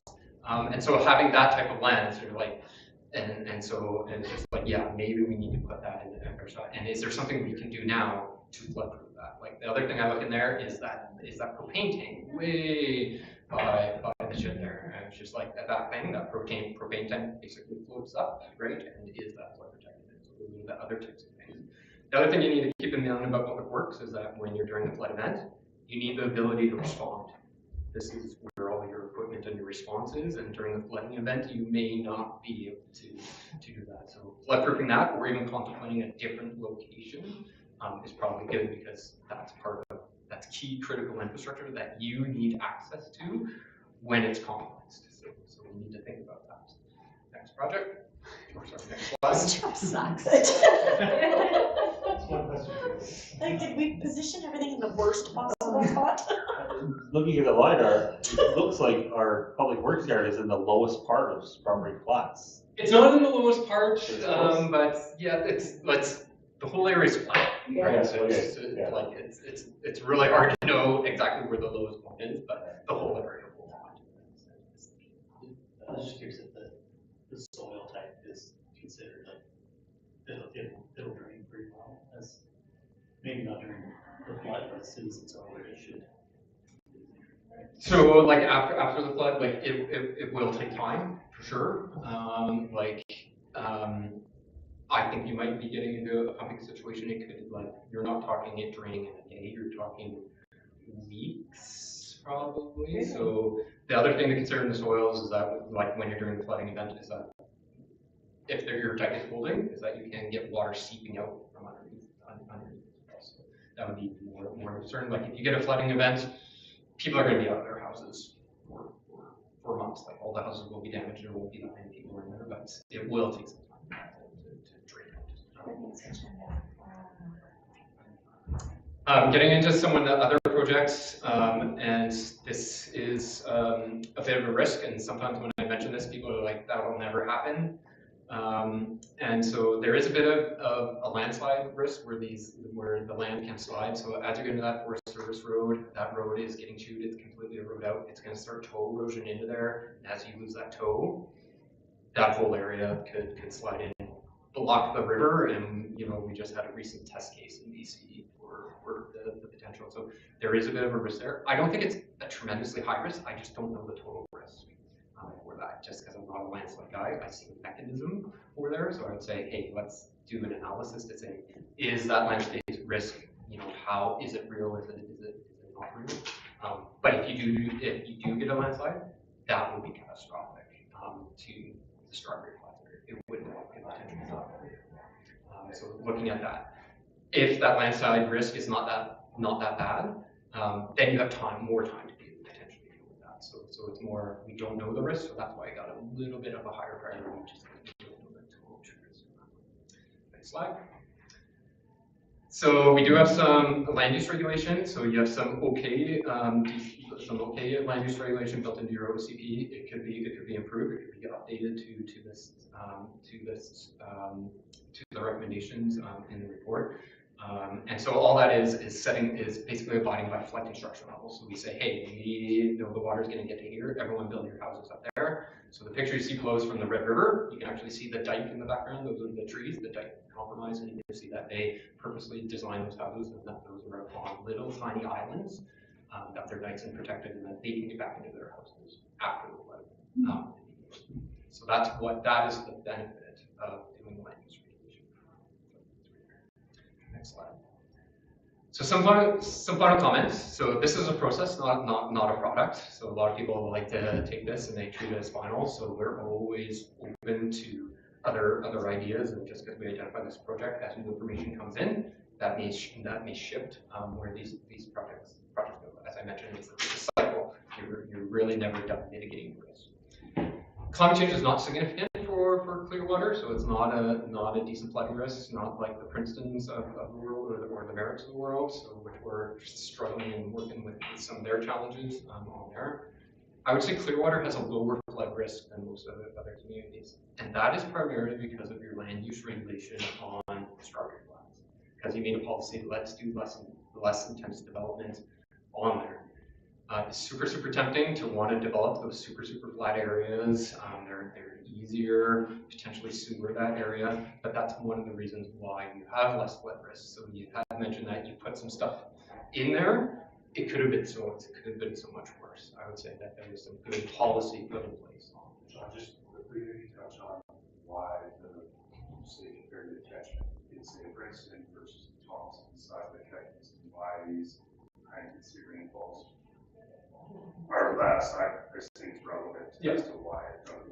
Yeah, so just going to that, there are different flooding mechanisms, whether it comes into snow-driven or rain-driven. These systems are so big that they're very snow-driven, and they're not going to switch. So that's what's happening in the Princetons or your atmospheric rivers. They're switching from a snow-dominated catchments to more rain-dominated. Once you get that rain-dominated, you can see the climate change effects. So because the Clearwater River has a lot of storage, huge lakes in it, North Thompson not so much, but they're bigger systems, they have the ability to absorb those rains, and it's the snow melt that really causes it. So that's the main reason for that. On the flooding side, because it's snow driven, you have lesser snowpacks, you have basically less water to deal with. So despite you have relatively low risk, Strawberry Flats is the area with the most flood risk inside your community. So yes, continue to limit that intensity of development on there, carrying through that policy is recommended. Just a question on that.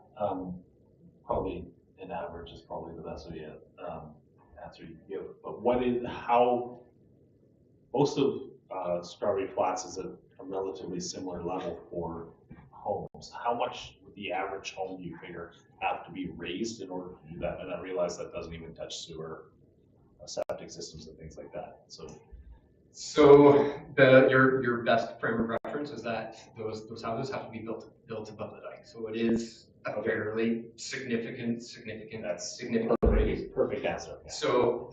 But that's a judge. Now, so with that, it doesn't necessarily, so like the Red River depends, it doesn't necessarily have to be raised ground where that floor, you can actually say, hey, let's design a garage and stuff, have all of our living quarters above that level, so it's more of a habitable space. So instead, right? So you can design your garage and you can even design it, the bottom portion out of concrete, and so that it's designed to get wet, and all they have to do is basically sweep out or spray out their garage, and they're The Florida model sort of 2-story houses, everything underneath is your storage for things that you don't care about, and your home is, 12 feet above. So and so like just picture it instead of having an entry-level house with a basement, you just take that whole thing and move it up, so your basement becomes basically level entry.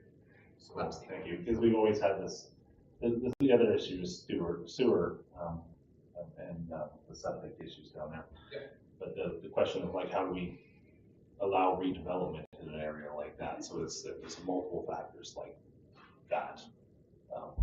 House design, and then we'd have to work on that. Yeah, and so Pressurized sewer or whatever. Yeah.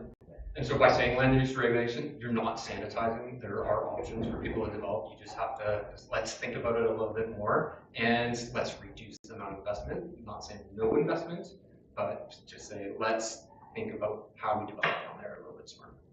Thank you. Next slide. So kind of getting into the next steps. So this applies to storm and flooding. So one of the next steps is define what report. So we're still kind of taking in comments, taking in feedback, and welcome any feedback that you guys have to offer, and we can incorporate into the recommendations. Start incorporating those projects into the 5-year financial plans. So start planning to start implementing those projects. One of the things that we weren't able to do, we weren't able to fit in the original scope of the grant application. We just couldn't fit it in with some stakeholder consultation, so that's generally advisable. That's probably good at that land use regulation. I think that's what's going to affect the people the most, and that's where you can do that education campaign. So, but you don't have a super high priority to do that land use regulation because you have some TDC policies in place already. And for the storm, that's more in that design criteria. And I think that would be more from the developers because it will be a decent shift for how we typically see drainage done in the area. And then it's to leverage the funding programs. And so both the federal and provincial governments are supporting basically climate-related risks for that. So there are 2 programs out there. So there's the Disaster Resilience and Innovation Fund. It just came out. So it's a brand new program. 100% funding, and funds everything from policy development to analysis to getting it built infrastructure. So it attacks all parts of it. There's the Community Emergency Preparedness Fund too, and so that is very similar to the TRIP. They're almost identical. Still 100% funding, and will fund both policy and infrastructure. Some of the best programs that are out there, they turn them around in 4 months. A lot less bureaucratic, and like even the people working with those programs will work with you to fine-tune the application for success. So it's one of the better supported programs that I've seen for municipalities. And with that, we'll take lots of questions. Questions? Councillor Herring. So one of the issues we've run across in the past is private land ownership of resources that protect public, right? So things like the dike, we don't actually own most of the dike, that is privately owned. And same with that Forest Service road that's eroding, that's now privately owned, right? So how do we as a municipality work on protecting the rest of the community when we don't own the land and can't necessarily control use that way?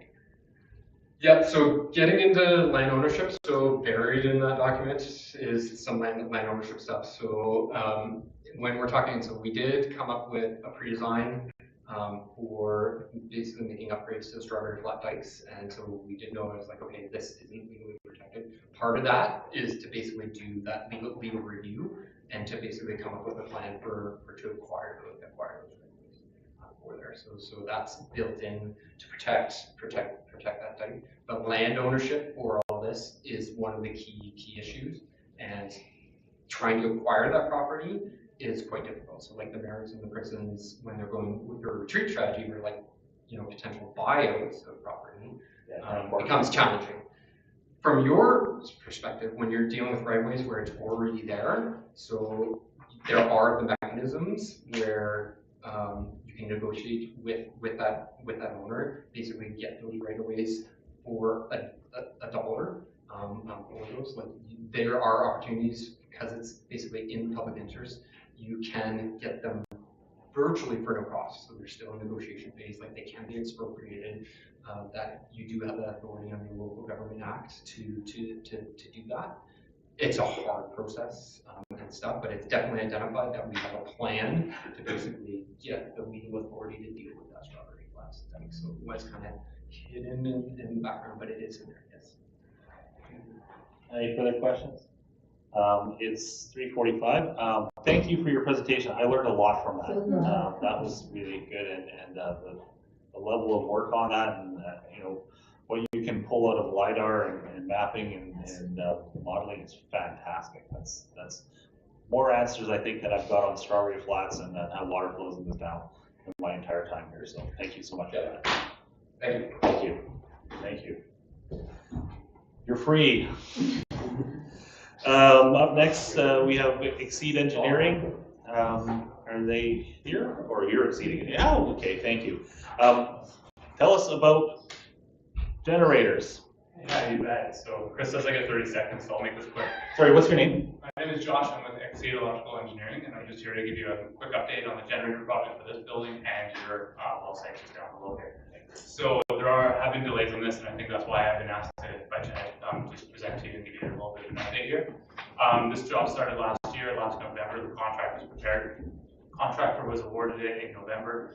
He didn't order the generators until December. Now let's give you a little bit of timeline here. That's what I'm running through. Unfortunately, the supplier that was to supply the generator was the quickest lead time. That's why they were selected by a contractor. Unfortunately, they didn't get us approval drawing until February, no matter how many times we followed up. So we're already at a 3-month delay for these generators ordered here.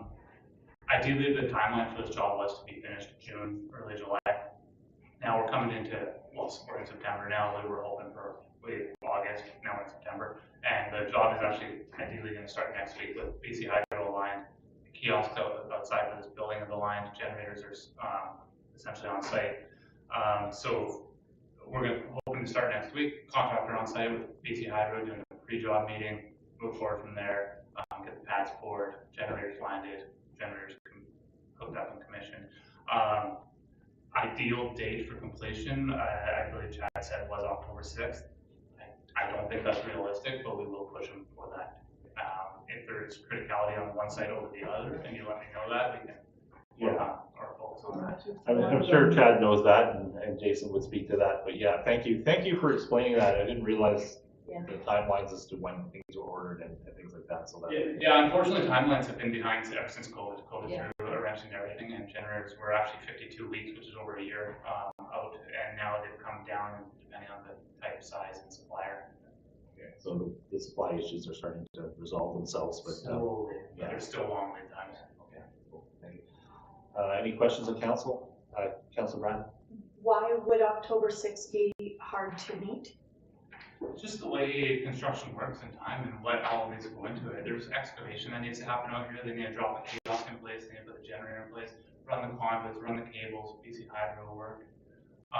There's just a lot of work behind it, and then commissioning of the generators, so scheduling the generator supplier to come out from Vancouver or Edmonton, wherever they're coming from.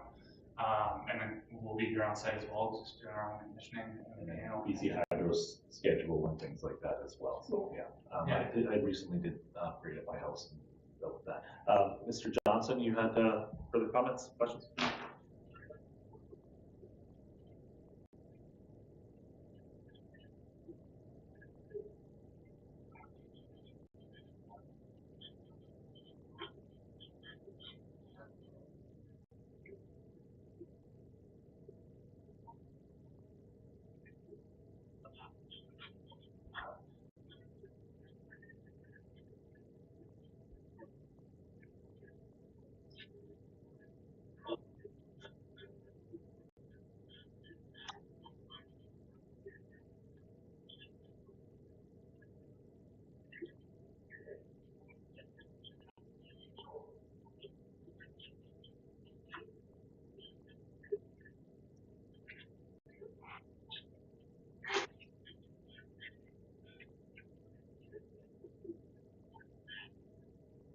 Okay, thank you.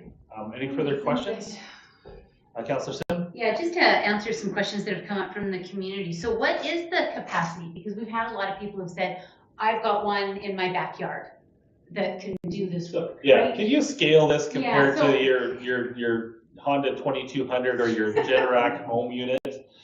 Let's do what we're doing here. Hard to say because I don't know what generator they have. However, if somebody has a backyard unit, it's probably not big enough for this. We're talking about 125 kilowatts for one side, 175 kilowatts for the other. We're also talking 600 volts, not 122.8 or 122.40, which is what they likely have for a house.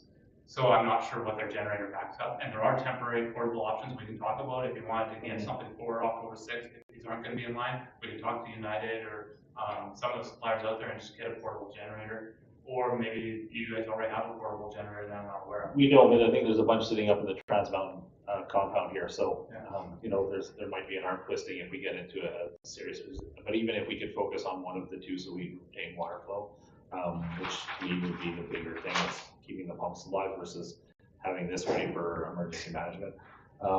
But that's the discussion between staff and you, but that's, yeah, no, that's good, thank you. Further, Councillor Brown? And just a statement, this generator is like it's low bettable, right? Like it's not one you can pick up and move over. Is just to reiterate for residents. I think they don't understand The dimensions and weight of this thing is a Yes. very large piece. Yes, it's Yeah. permanent. You do need a crane to pick it up. So you Yeah. can pick it up and move it over. You just need a crane. Yeah. My arms aren't gonna do it. 4 or 5 of us getting together. Yeah, yeah. Okay, cool. Yeah. Just another one. So am I just because I was a bit late to the meeting, are we on 16.4 right now? Did we move that? No, this is added at, this is a report added at 7.2. So we'll be going on to that, and the Blue Ridge conversation will actually be 16.5. So we'll be going through adoption of the minutes, all this sort of thing, and then we come back to the need to add more funding to. So my question would be, are you staying for 16.4? I was going to head over right away. Okay, so is that 16.4 related to why was this missed? I'll let Mr. Carmichael speak to that, perhaps. Yeah. The additional cost that Yeah. we converted is for the DC Hydro portion.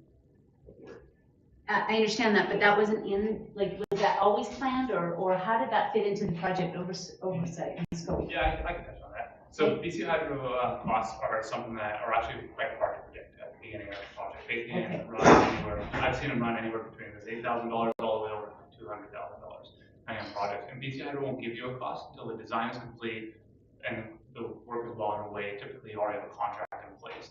So the only way we can actually estimate those is in an original cost estimate, and we'll throw in a number early on. Looking back, we did a cost estimate for the district back in 2022, so quite a while ago now. This work wasn't until end of 2023, so that cost estimate was already out of date and irrelevant.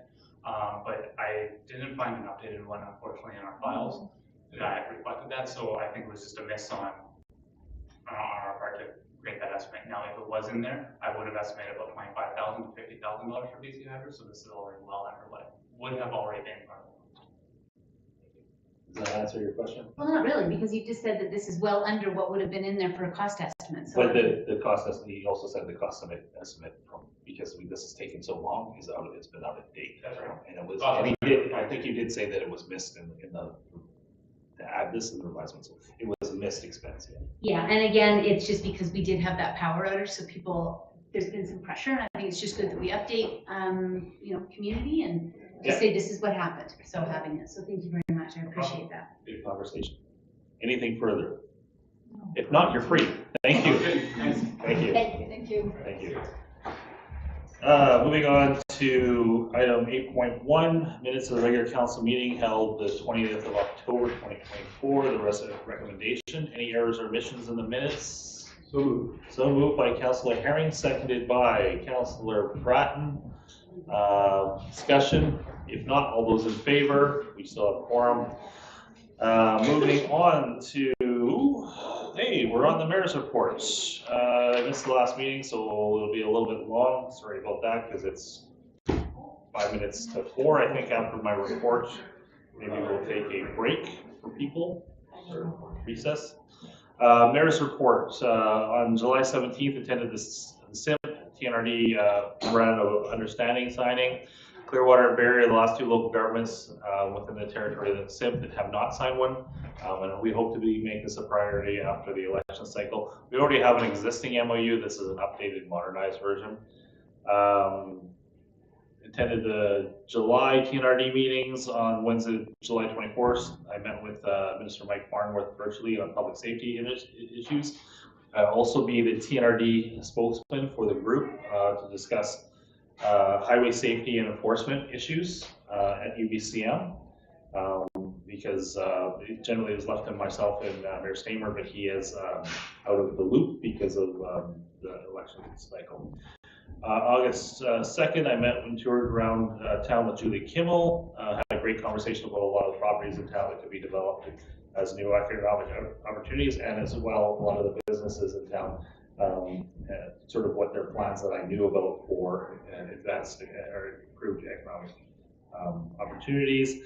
Spent a lot of time talking about Jasper wildfire and the tourism impacts on that. I mentioned that today at the seniors event as well. I think that's something we're gonna have to deal with for a lot of years. We'll be speaking at Climate Caucus, which is a nationwide group of elected officials, talking about this because there's a lot of interest because of the Jasper story of, especially tourism-dependent communities. So, okay, so just getting an update from Mr. Johnson. And then a lot on healthcare. As mentioned today, Councillor Simon in another role, I think we're going to have 7 doctors here shortly. No. No, 6, 5, 4. Wait. Oh, 4.5. 4.5 is good. 5 is what we kind of need. it's much better than 0. Okay. But my understanding is we also had a couple of nurse hires, so that's one coming on board in the next little while. So a lot to go on that. Quality Health Quality BC wants to do another video with myself and Heidi Schilling to talk about how these things get solved. And obviously a lot of that is based on the work of hospital administrators and people like Councillor Sim and her role as a recruiter. Wednesday, 14th and 15th of August, I did a road trip with the TNRD, went to Merritt, saw the new Barkman facility, which is a massive landscaping block plant created there. There's 24 people on a regular basis. Most of it's automated. They build and manufacture landscaping products, all types for all across Western Canada. But one of the opportunities that came out of that, and I passed it on to Community Forests, is they go through 200 high quality pallets a day. And they don't have a supplier, a regular supplier. So they're sourcing them from all over Western Canada, and it's driving them nuts. So I see that as sort of one of those business opportunities for somebody like potentially the Community Forest, if we were to have a small scale mill or something, that they could supply that. I mean, even half of that would be a benefit to that organization. Missed the August meeting for a couple of reasons. Scheduled early October power outage. Discuss that. I'm going to talk about the Dunn Lake Bridge. There's a memorandum, a memo on the table about that for item 16.5. Spoke about it at the seniors lunch. It was probably the longest set of questions that I had. So once this is out there with the district, we'll post this hopefully online, and so we can get that messaging out as soon as possible as to what's going to happen with the Blue Bridge for the first 2 weeks, potentially of October. And then attended the Thompson-Nicola Regional District and Hospital Board meetings last Thursday. The new X-ray for Clearwater, X-ray machine for Clearwater is supposed to land here in December, which is great news. And then should be installed by mid-spring is sort of the estimate at this time, knowing full well that these things always get delayed. But that's great news because the staff there have been using the portable because it's more reliable. So this is a lot of, I don't know if they use the funds, but I'm assuming they use the funds that were generated through fundraising, which was, I believe, $310,000 out of this community, through Forest and other donations, which is fabulous news that we're going to have an upgraded lab and an upgraded X-ray, all completed by next spring, which is fantastic, and it helps to attract healthcare professionals and retain them, so that's great.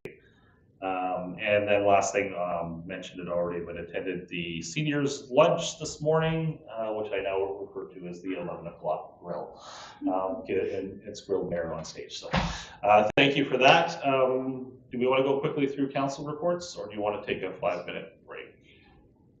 I could take a water. I don't know if anybody else wants to break, but. So it's 4:01. Let's be back for 4:10 at the latest. Thank you. Adjourned. I'm supposed to ask you.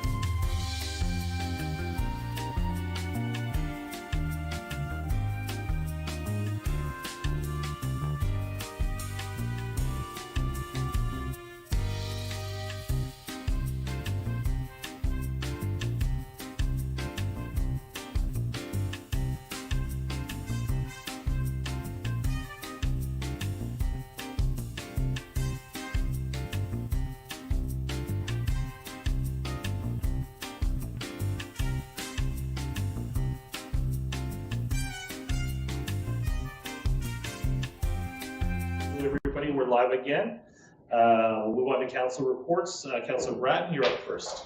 So, I just wanted to touch base with the power outage that the town experienced. And something I noticed was with residents, how ill prepared everybody was. And I thought, what could we do to help everybody become more knowledgeable in what to do in the event of an emergency?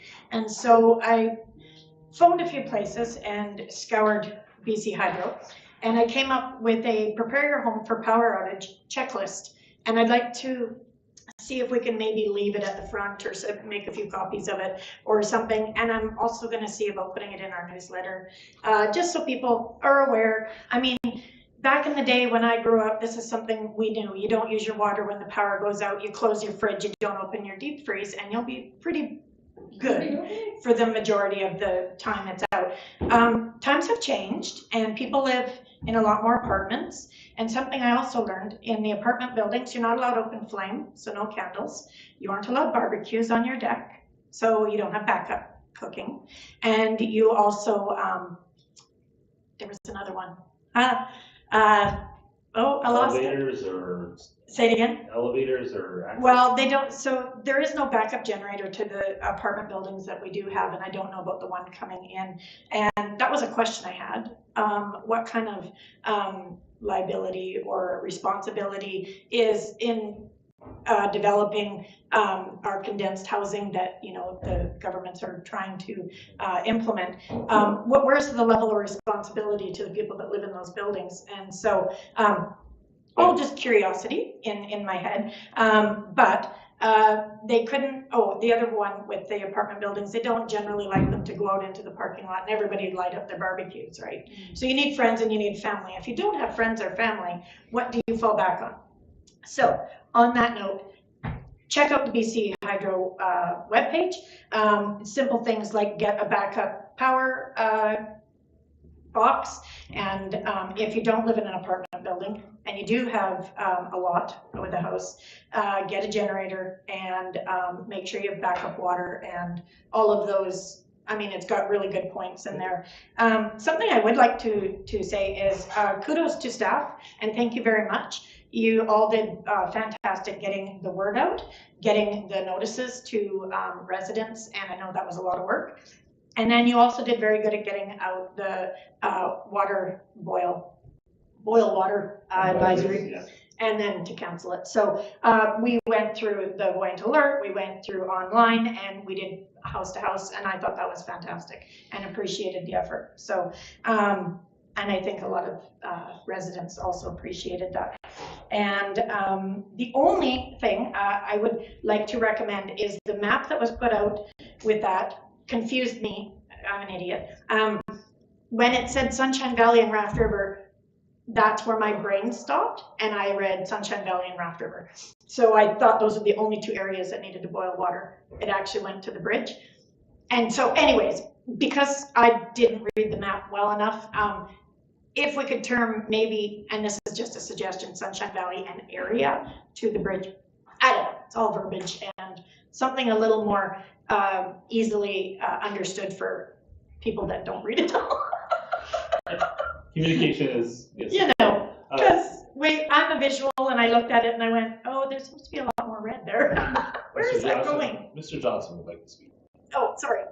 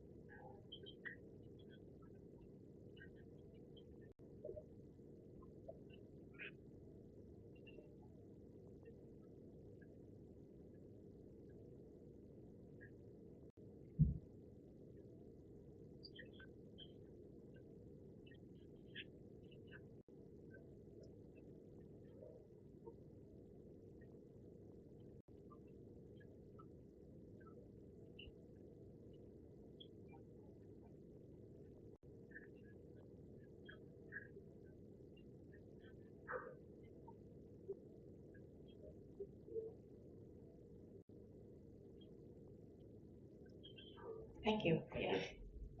Anything further? No, that's all I have. Okay, thank you. Councillor Frizzle. Thank you. I just wanted to piggyback on that. It was interesting because there was lots of phone calls made to seniors that were having absolutely no problem at all because they've always done this and they know what to do. So it's interesting that the younger generation was having a problem, but the olders were just dealing with it. Yeah. So, which was good. So there was a concern that the seniors' needs weren't being met, but they were. And they were all good. They were fine. Yeah. They were fine. But you also have that phone tree in place. That phone tree's out there. There's several trees out there. I mean, I have one on mine, but they've got it up at Interior Health. There's all sorts of trees out there. So people were being. They were being looked at to make sure that they're handling things well. So that was good to see too. There's all these little factions in town that don't even know that exist until something happens, and then everybody sort of kicks in. Yeah. So it was good to see. On September 5th, I attended a rural aging and dementia workshop, and it addressed the stigma of dementia in rural communities. It was such a good conference. I learned so much. There was students from TRU, from the nursing school, and from the social worker training program, the third and fourth year. They were there too and learning a lot. We had 3 people talk about having family members with dementia and the roadblocks that they're coming across through IHA and all the problems that they're having, stopping them from getting treatment, which it was horrifying.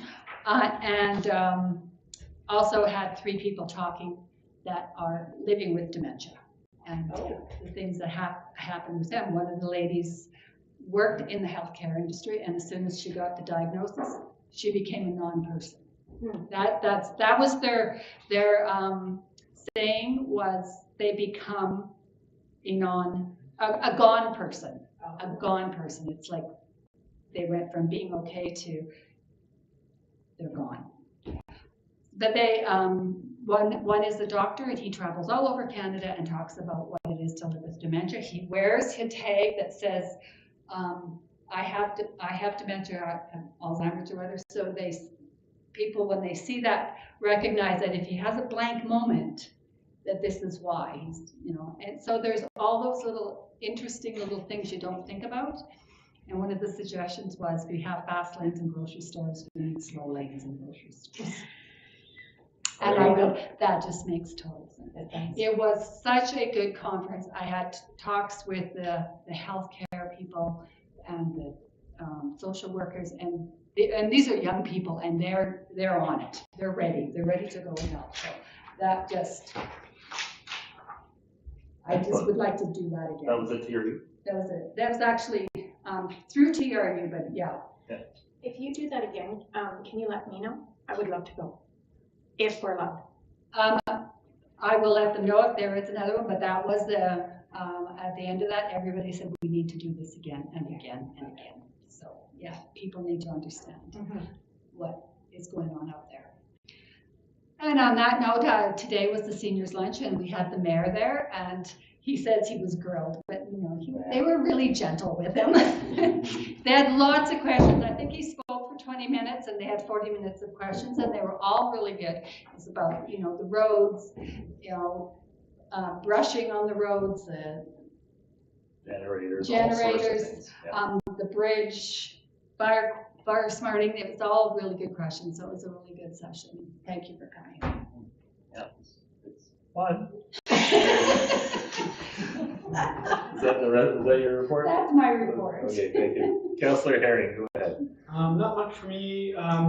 Just wanted to make a comment also about the power outage. I think we can learn a lot from what happens with our water use during those times. I think one of the things for me that I took away is we should really still be thinking about metering water in this community. It is watching how fast the water use goes down, but also the ability to affect it means that some of our excessive water use is not just leaks. It means that some people are using excessive amounts of water. So it would be great to meter that, find out who it is, and then charge them appropriately. People are washing the cars. Yeah, that's it. They should just be paying for the water they're taking from the reservoir. I think metering is a future we should be looking at. And that's all I have. Thank you. Councillor McKenzie and Matheson are both away on work. Councillor Sim. So just a quick recap since we last met. Thanks to Councillor Frizzle for joining us at the Wells Grey Outdoors Club, the half marathon. Torrential downpour, but it was record numbers for who they were attracting for it. You know, not everybody showed, and that's only because it was really. It was wet. What it did demonstrate is that this area is an incredible four-season recreation area. And I know maybe people have got different thoughts on choosing to pave Candle Creek, but I think it was a really good way to go. It was an excellent you know, introduction to the community for people going out that way. So thanks to the Wells Grey Outdoors Club. Lively Arts, I think that provided a number of locals just something to look forward to. I mean, that was a great community connector. Lots of people from the local area attended the fall fair. It's always impressive what Barrier does. The Chamber of Commerce, their AGM is this Thursday for anybody who's interested. They're also started taking business nominations with the celebration being held October 18th. I found it really interesting about some of the discussions about our new possible subdivisions, and I feel rather urban because if we actually went forward with a lot of those subdivisions, we're going to have to look at school capacity. We might be like a Kamloops community, so I found that to be an interesting conversation. And speaking of enrollment, we're very similar to last year's enrollment at both schools. We do have some new teachers in town as well as a new interim vice principal. Bavenby now has 36 kids. Wow. Yeah, and so I think what that demonstrates is that community growth and how that plays into the valley. Thank you to Councillor Bill, I'm going to just call it Councillor Bill right now, I'm so tired, who toured around with our new physician who has arrived in town, really very keen. My favorite is taking him to Dutch Lake, and he said, can I get out and take photos? And he leapt out and he went down and he started taking all these videos, and he said, I can hardly wait to show my family and friends. It just really further cements the fact that that is a jewel of our community, to protect it at all costs and to make sure that it stays very, very special. And I think that that's the parks contractor. It always looks great. The mayor had some conversations about sort of healthcare. We are coming into an election cycle, and I think that if there are questions or to inspire conversations around healthcare reform and to draw attention to systematic changes. The call that I was on just before this, it was really distressing to hear some of the physicians who have met with Premier Eby, who is describing our healthcare system in British Columbia as one of the best in the world. And yet, when you live within that system, there's grave, grave, grave concerns. And it starts with lots of different changes. And it's just the way it was built. Many other provinces, for example, their College of Physicians and Surgeons is the entry point. BC has been lucky for so long is that we never really had to work hard at recruitment. So we go through all these different processes, and the college is our last point. The college is turning out to be our stumbling block. So people that want to come or just can't do that. So I do hope that we turn our attention to that, because it is becoming a reflex action. I'm also really concerned about the number of line changes and reductions at Royal Inlet in Kamloops, and that too will also have an impact on all surrounding communities. So bottom line is, let's pay attention to those conversations and try and drum up some attention around it. It is, to me, it's a far more valuable conversation than some of the other topics that are being highlighted in the headlines. And I think that that's pretty much about it. So thanks. Yeah, thank you for that. And yes, anything you want to write up or go to UCM as far as talking points, please send them my way, because I'm sure we're going to have lots of those hallway conversations. Okay. I do have a question. Because the writ is being dropped, will ministers be there? Yes. They are going to be there? Ministers will be there in some capacity. Not all will be there. My understanding is most meetings will be staff meetings. Yes. But if the minister happens to be running for re-election, some of them will be attending. And some will be attending just as a, just to be there. Yeah, I couldn't remember how it's gone in the previous. Yeah. I thought that there was kind of everything stopped and. I think if there's business, it's going to be with staffers, ministry staffers. But if it's advocacy and that sort of thing, the minister will still potentially as 10. So those, what I'm hearing is 80%, 20%, 80% staff, 20% staff and ministers. Okay, thank you. Okay, moving on to, thank you all for your reports. Moving on to new business staff reports, 16.1, appointment of auditor for 2024 to 2027. And you have a report on table, and I'm assuming Ms. Glassen wants to speak to this. Sure. Good afternoon, Mayor and Council. My report is on page 273, and I just have a few highlights. This summer, staff issued a request for proposal on BC bid for auditors. The district received 2 proposals during the process. The proposals were evaluated based on capabilities, methodology, experience, and cost. Both audit firms that put in their proposal had lots of experience with local governments. And the major differences between the 2 proposals was in cost, which was about 41% spread. Wow. So staff is recommending to go with BDO Canada LLP for the audit for 4 years. For 4 years? 4 years. Okay, thank you. Any questions? Councilor Brown? BDO has been our auditor in the past, right? I think the whole time that we've been district. Yes, I think it's Councilor Herring? since 2011. 2011? Okay, 2011. So I think there's some value in having a different auditor do this, but obviously like this difference is significant. Yeah. So it says here that it's, you know, on average 30% lower than GT being Grant Thornton. Okay. Where do they stack up next to other people? Like, is Grant Thornton giving us a high quote, or are we just getting an exceptional deal from BDO? I guess is what I'm after. Their hourly rates are more than BDO's as well. Both organizations provide a discount. Hours versus, if you did the calculation just based on hours, I suspect this is the market, although these are the only 2 that apply. BDO or the other firms, I'm guessing they would be somewhere in between. I'm a little surprised that Grant Thornton is so high.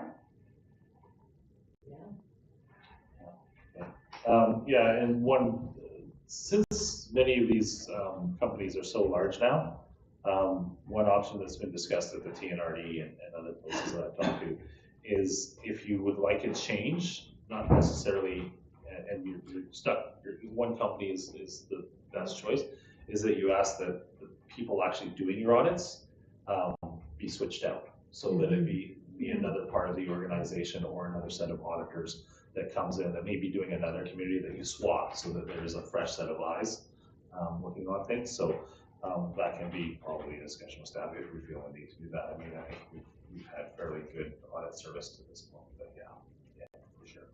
Compared to other examples I've seen. Okay, so there is a recommendation there if there's no further questions of staff. But Councillor Sim? So moved. So moved, thank you. Seconded by Councillor Frizzle. All those in favor, and that passes. Thank you so much for the work on this. Economic development update verbal report. I think Mr. Johnson wants to just touch base on that.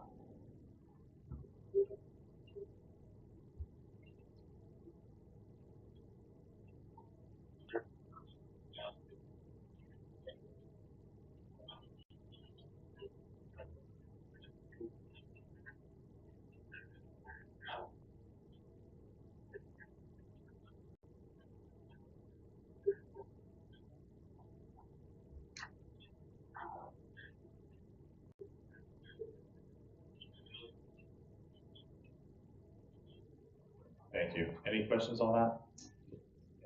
Did I also hear that there would be an update on what's happening with the grants that we currently have? Like, for example, that wayfinding, and it seems that people are in need of that kind of information. Did I hear that?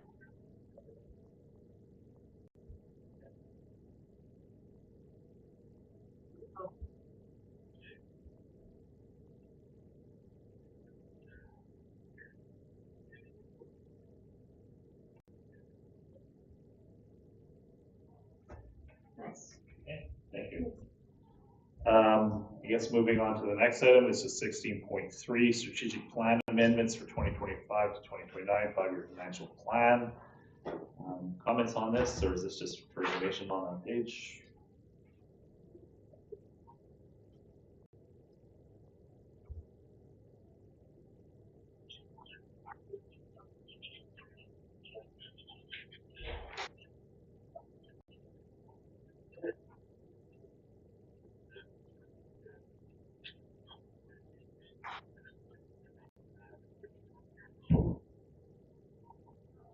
Thank you.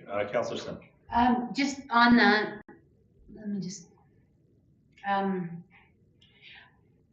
we spent a lot of time last time going over that great work plan, and I did not have time this weekend to try and correlate what's on the work plan to what's in the strategic priority. And I wondered if that would also help inform budget decisions, because there's a lot. And if it's not matching, because I think that's the direction we're trying to go to, and I'd like to hear Ms. Klassen's comments on that. Like, we are starting to piece together how we operate. So what needs to be done, and what suggestions with the lens of how to update this document? Okay, to you through the mayor, we're just starting the financial planning process, so the projects are going through, and we're using this document, the strategic document, to rank each of those projects, and they will be considered in the ranking of those projects. So if the projects are ranking lower and they do not have a strategic lens on it, you will be able to see that with the ranking. And supplemental, if I may, and vice versa, is some of the things that are a priority, maybe we didn't consider that in the strategic plan, right? Like, again, I think that there's a joint matching process here. And so just because it's not captured in the strategic plan, but we haven't been made aware of all the work plans either. So I think that this is the greatest arranged marriage I can think of. Mr. Johnson, you want to say something?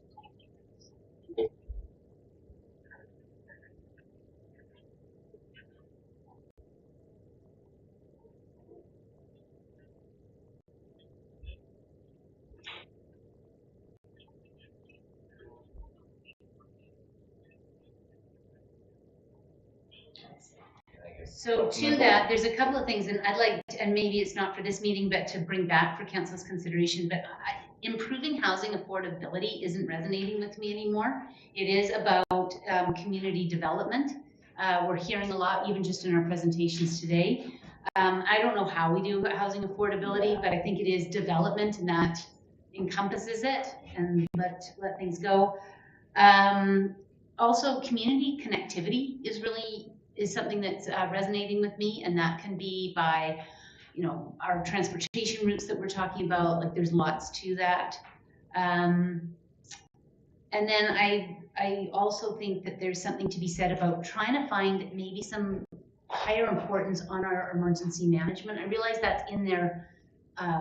We touch on it, but is that something we want to make stronger? And I'm on 277 of the agenda. I see Mr. Johnson scribbling notes frantically. Any comments on that before we move on, or just? And so the last one would be even adapting to provincial downloading. There's a lot of communities talking about that one. So, yeah. Yeah, and so what do we do, and do we adapt to it? Like, we just move forward. But I think that there is, and I liked the idea of the arranged marriage and just kind of putting them together. And my last comment is that we're starting the financial planning, is I really liked what Ms. Klassen and her department had done last year, is by putting out that community survey and getting that pulse point. I had sent a link that another community had done, and I thought that there was some good information there. What strikes me all the time is how our demographics have changed and our residents have changed, and even the response to the power outage showed how we are transitioning. And so what's important, we need to capture that and how our engagement is done. All good points. Yeah. Okay, notes are taken, and yes, we'll have that for the next. Thank you for that. Okay, moving on, to DLCC backup generator. There was a recommendation, this is related to the BC Hydro connection expenses. I think we talked about a bit, but any questions of Mr. Carmichael or anything on this?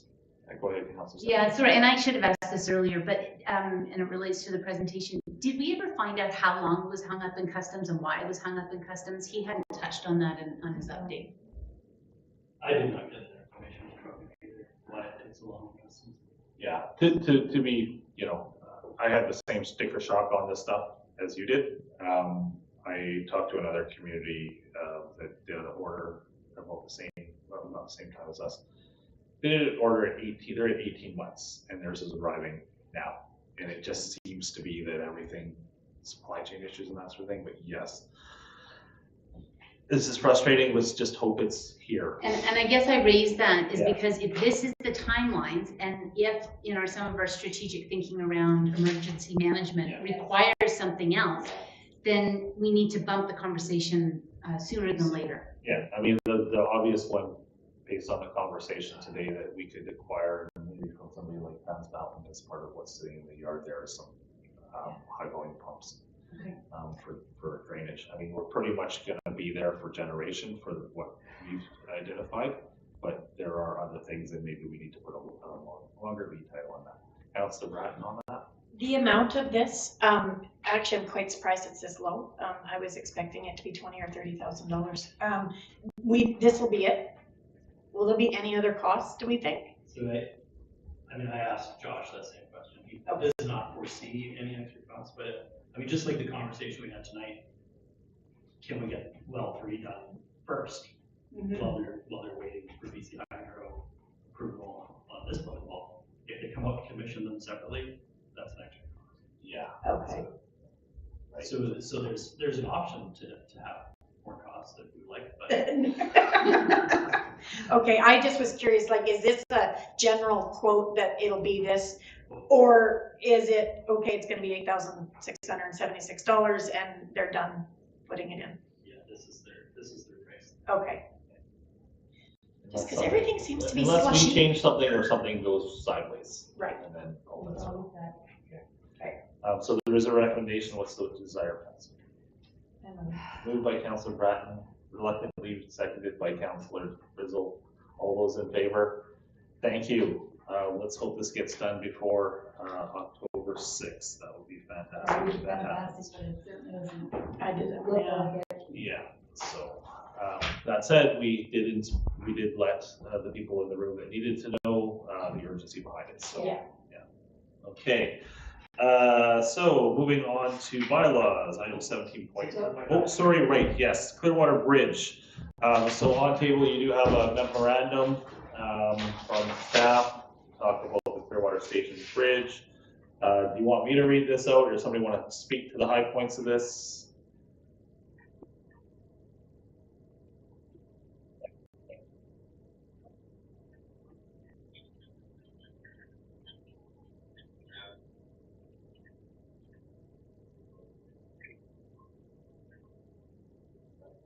Okay, yeah, go ahead if you want to just touch on that.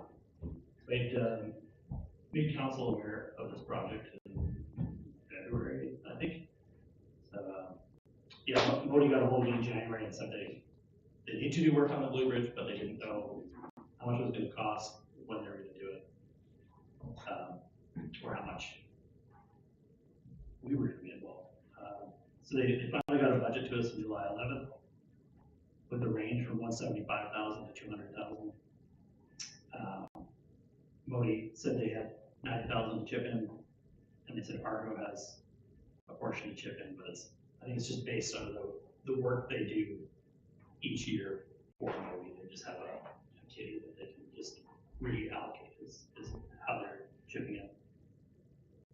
So yeah, just on September 3rd, we received their timeline to start on October 1st. So that's when we started to panic a little bit, trying to coordinate this with the power outage. And I've asked them if they could push it off until after the power outage. I haven't heard back from that as of yet. So we're planning to work around it as far as the power outage goes. Whether we need to have a truck on each side of the river so that we can get up to our intake Okay. to run it during the power outage. Yeah, so we're still in contact with Moby, and I just got my ARCO contact today. I'm gonna meet with them about the actual construction, the details moving forward. Questions further on that? Go ahead, Councilor. Well, Oh, sorry. so could you let us know what the communication plan is for the community and when's that being started? Yeah, they wanted to get it out 10 days before they start construction, but I'm gonna push to get our input and get that rolling a little sooner. Well, in particular, I'm thinking about Alpine Meadows probably has guests, and they would actually need to go probably through third-party travel agents to inform that. There's also a school bus. Yeah. Yeah, so a lot of these questions were brought up at the seniors lunch today. Alpine Meadows is another good one, like for the dog boarding company and things like that. We're talking about this. I would encourage people to talk about this publicly. Director Zhao is waiting for our thing here to sort of put it out to his people when he's Blackpool and other places. Let's get, I think informally we get the word out that this is a strong likelihood, noting full well, as Mr. Carmichael says, there are attempts to sort of change the dates and things like that. One thing I've learned between seniors lunch and now is that there will be the ability to do pedestrian crossing. That was unclear earlier. So yeah, I think we need to just organically get the word out in the community. I don't like the 10-day thing. I really hope that if this is solidified, that MOTI lets people know ASAP once they land on a solid plan. Could I, in follow-up to my question there, if I could see if this is a feasible suggestion, because this memorandum is a late table item, it didn't necessarily make it into the agenda package, can we post it on the District of Clearwater website, noting that more information will come from Argo as it is not our project? Just a way that we can, the organic is great, but I think the district, we could find some ways to do this. Mr. Johnson.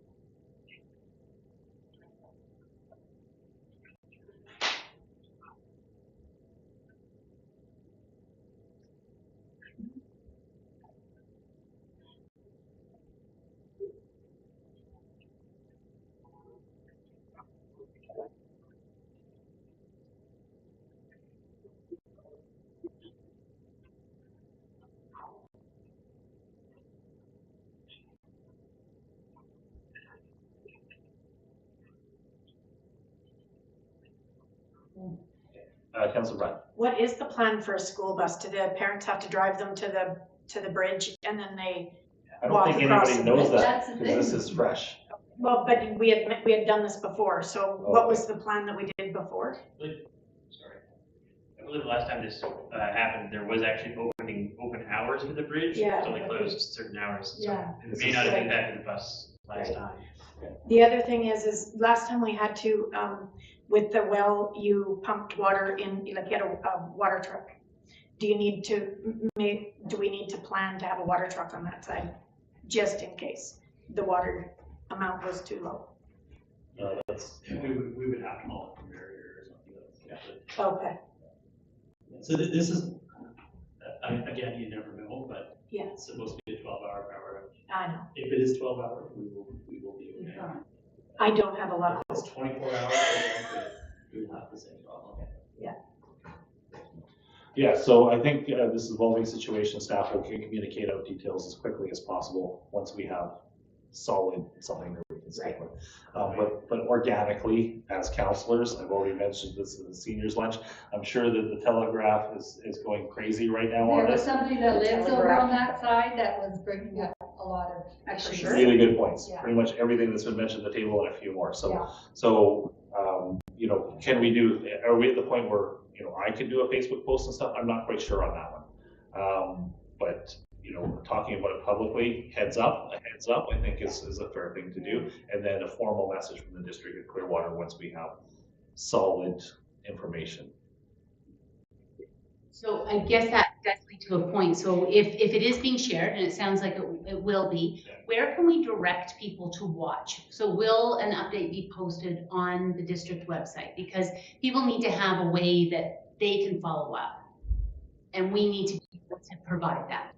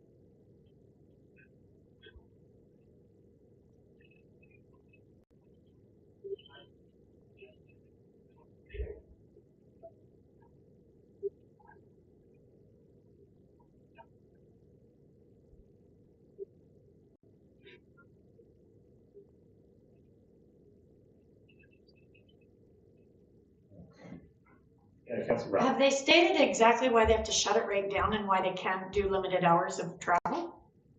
Mr. Carmack can probably speak to that. It's just the nature of the construction design. Okay. It's just, my understanding is the stringers, which would basically mean the entire bridge, it'd probably be safe to use the pedestrian, but any load on any part of the center, will, Okay, pretty major repair, so, okay. an emergency. I mean, it was coming, but yeah. Yeah, for sure.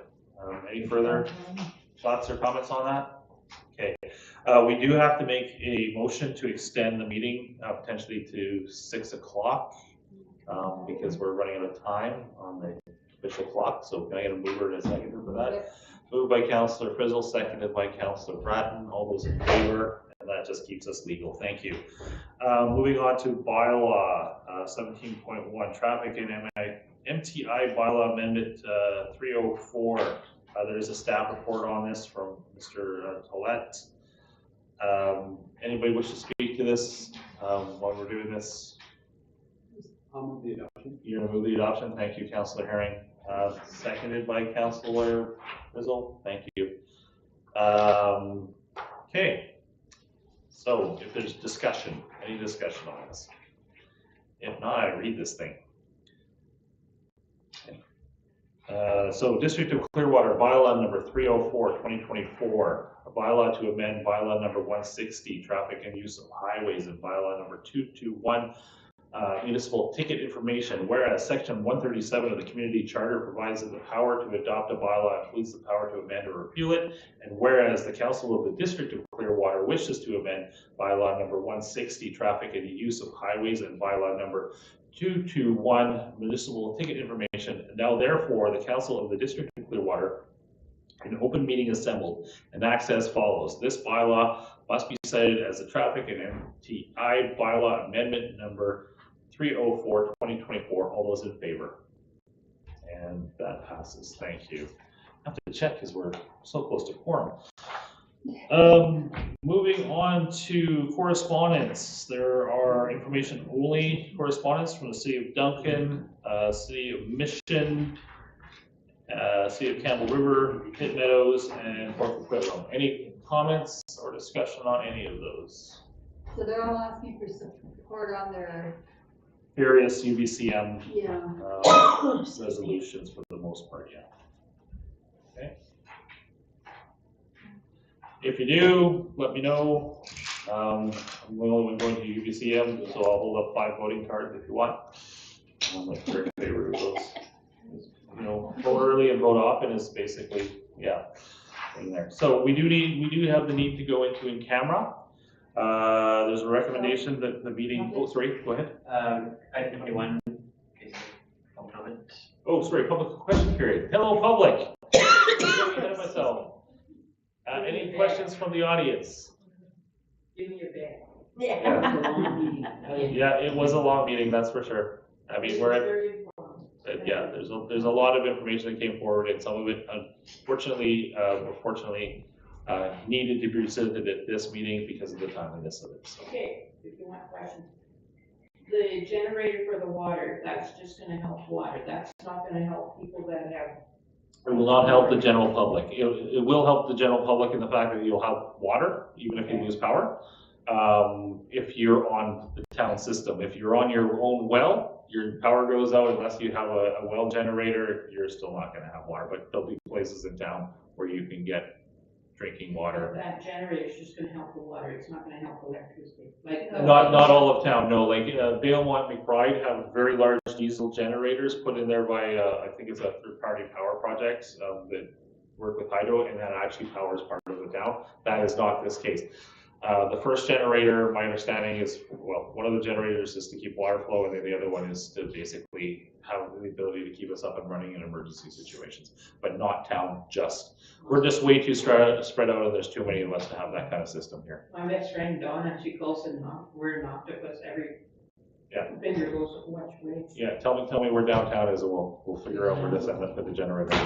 So, cool. Thank you for your comments. There is a recommendation that the meeting be closed to the public pursuant to section 91 of the committee charter to discuss matters relating to C, labor relations or other employee relations, and J, information that is prohibited or information that were presented in a document would be prohibited for disclosure under section 21 of the Freedom of Information and Protection of Privacy Act. And I got a mover in a second. Herring and Bratton, all those in favor. Let's take till 5 o'clock, 7 minutes to get everything set for the next part, if need be. I'll need to step out. Yeah.